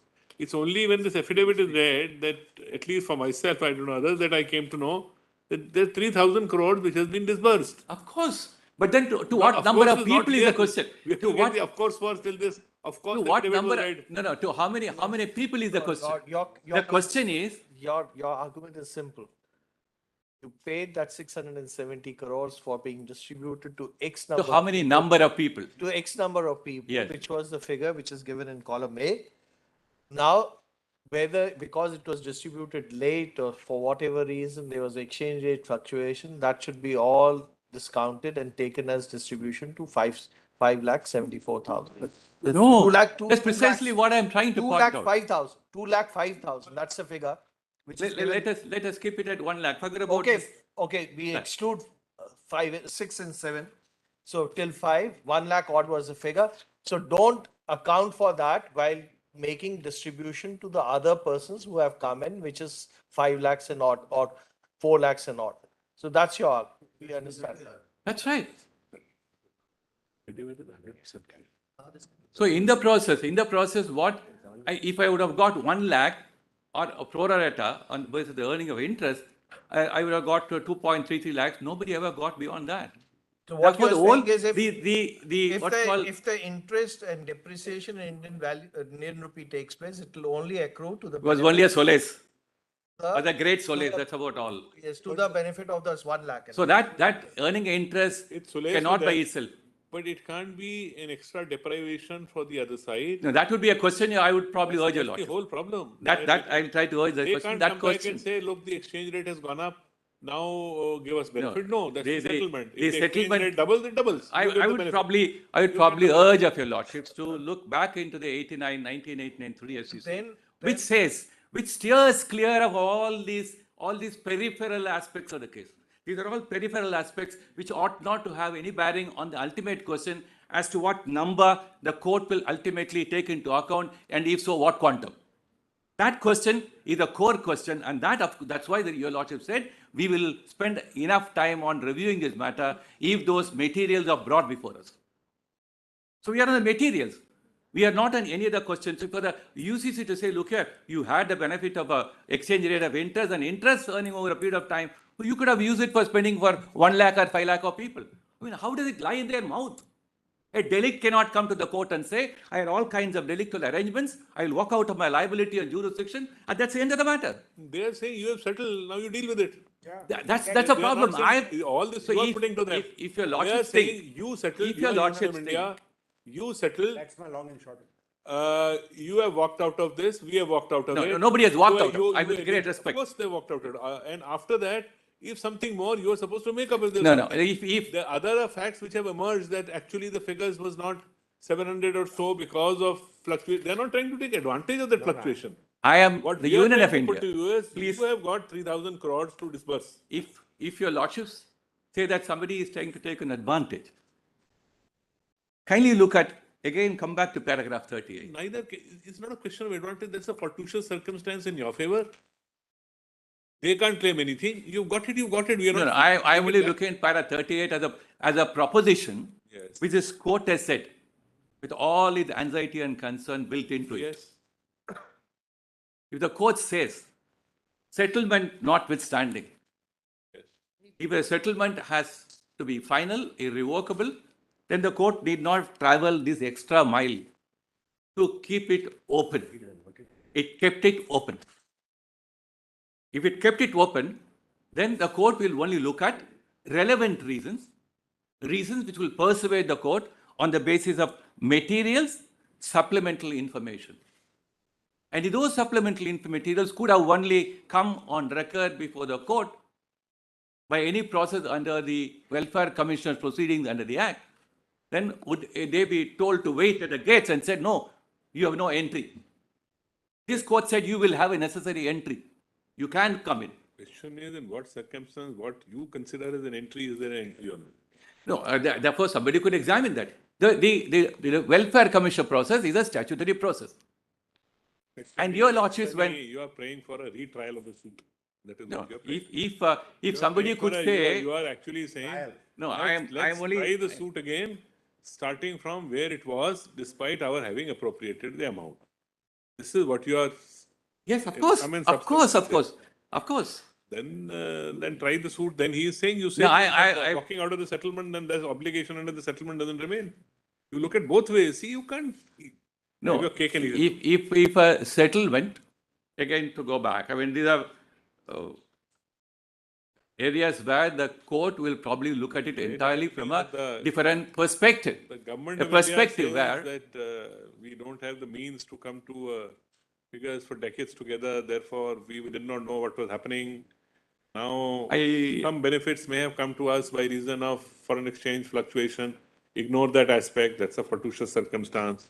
But now reopen the whole thing and try the suit. Then say try the no, suit. then I ask myself a question. With respect to Lord, ask myself a question. Is this that paragraph 38 written in vain? Yes. At what point of time the court thought a paragraph 38 would come alive? When will it come alive? It can come alive, and I'm sure it is not written in vain. And if it can come alive, it can come alive after the due process of law has reached certain termination. Yes. And that's how it happened today. So if the entire settlement is over, notwithstanding all these very, very eloquent concerns expressed in this judgment, nothing else remains. But the court was alive to this fact that materials will emerge. And in all those mass tort cases, materials always have emerged. And if the court were to say 25 years, 26 years have been consumed, and therefore somebody can be relieved of the wrongdoing. The wrongdoing is a wrongdoing, negligence once, negligence always. A wrongdoing always. You cannot say my wrongdoing is vanished because I'll be relieved of the liabilities because of the process of law and the consumption and the time which has elapsed over a period of time. You can reopen after 100 years a settlement saying that They say it all depends. Your lords will draw a line it is from that. happening 39 years, hence you are saying open this everything. There are cases I'll show how when they reopen. I'll be able to show them. So if on materials which do not inspire confidence, and there are cases where you want Actually, an it's not even added reopening. amount of It's compensation. not even reopening. You are not even saying, you can't say because you will be in great problem if you say reopen the settlement. Revoke. No. The words are revoke. Let You us are saying look into You are saying add on the figures on the settlement. I would because say of, without I trial, would because of the material I put before. I would say upon a fair and a comprehensive examination of other material going to place, this court will say, yes, that is possible. May reject, your lordship may reject that question. But I'm saying that's what the court is being urged to do. Now, if you let us look at also what the review judgment, the actual review judgment had also seen that. So arguments were raised before the review court. And how did the review court look at that? So could you, like, before I take you lot to the review judgment, kindly turn to a few facets of the legislation. In the same volume, at volume 1, at page 182,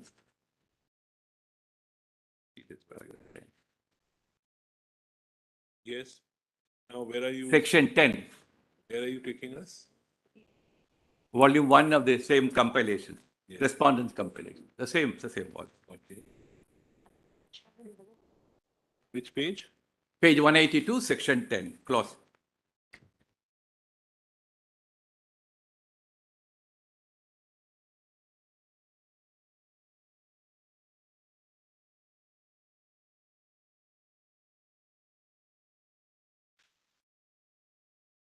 For the removal of doubts is hereby declared This is that of any sums paid by the government to a claimant, otherwise than by way of disbursal of the compensation or damages received as a result of the adjudication of settlement of his claim by a court or other authority, shall be deemed to be without prejudice to the adjudication or settlement by such court or other authority of his claim to receive compensation or damages in satisfaction of his claim, and shall not be taken into account by such court or other authority in determining the amount of compensation or damages to which he be entitled in satisfaction of his claim.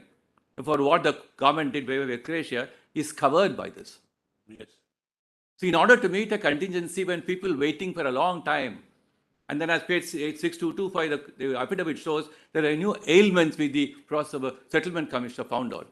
And the ailments which earlier were not even known, very serious ailments. People have suffered all this over a period of time. So in order to do that, this was done, and that's covered by section 10. So that would not be taken into account. And kindly look at the scheme. And the next page. It begins at page 183. And please turn over to page 186.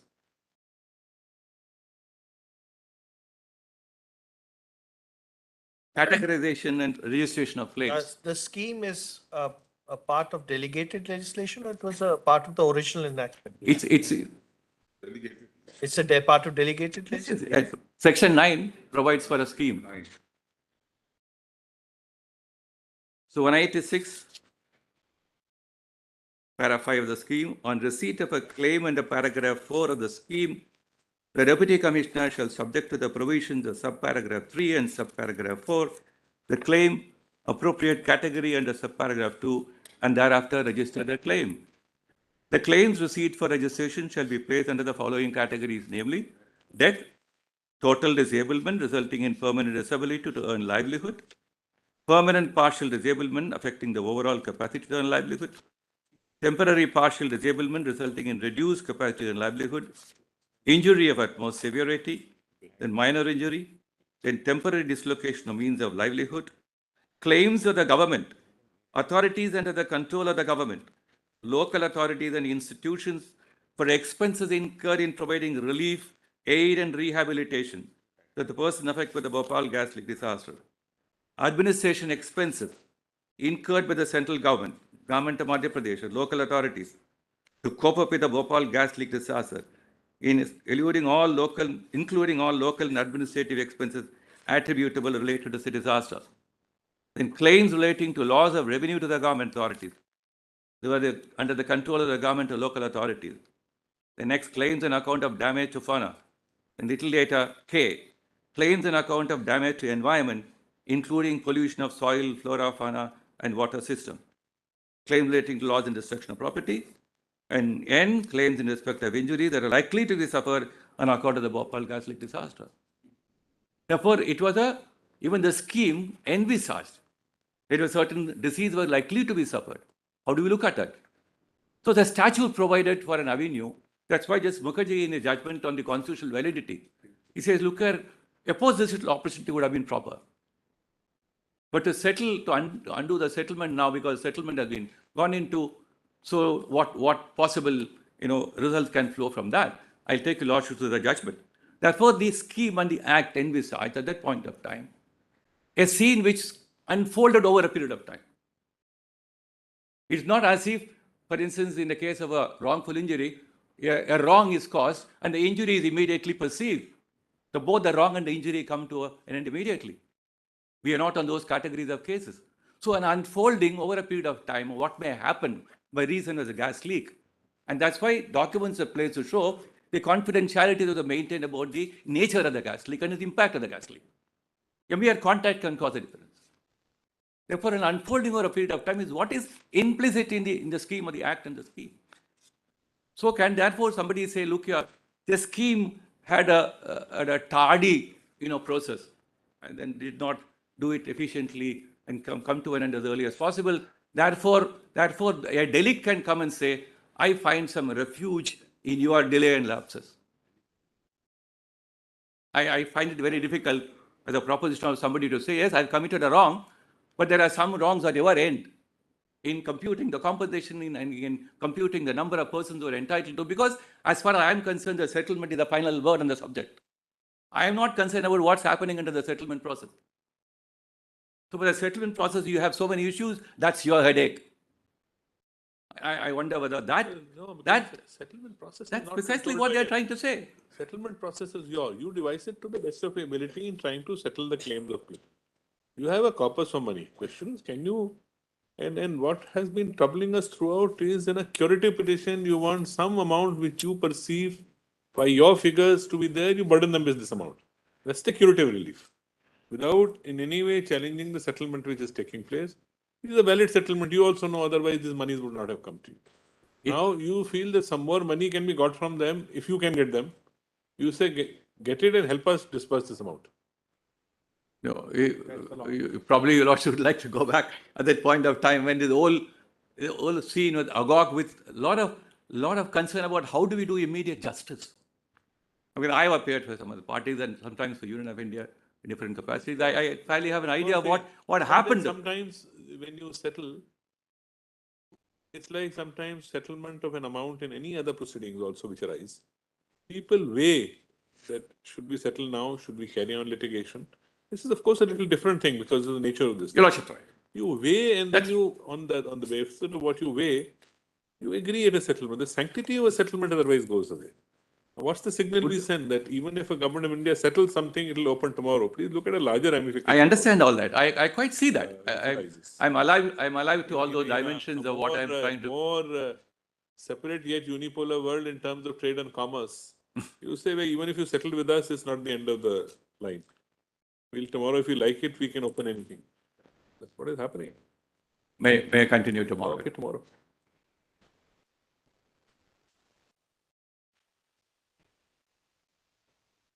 But I may be missing for a little while in the morning. I don't think he'll end in a little while. I'm grateful to you, Lord. Hello ये 21 number की आज जो listing file थी ना उसमें रख दीजिएगा 21 की हमारे यहाँ का की गई 21 नंबर की जो फाइल है 3 जजेस वाली बेंच उसका कागज है ये सब चीजें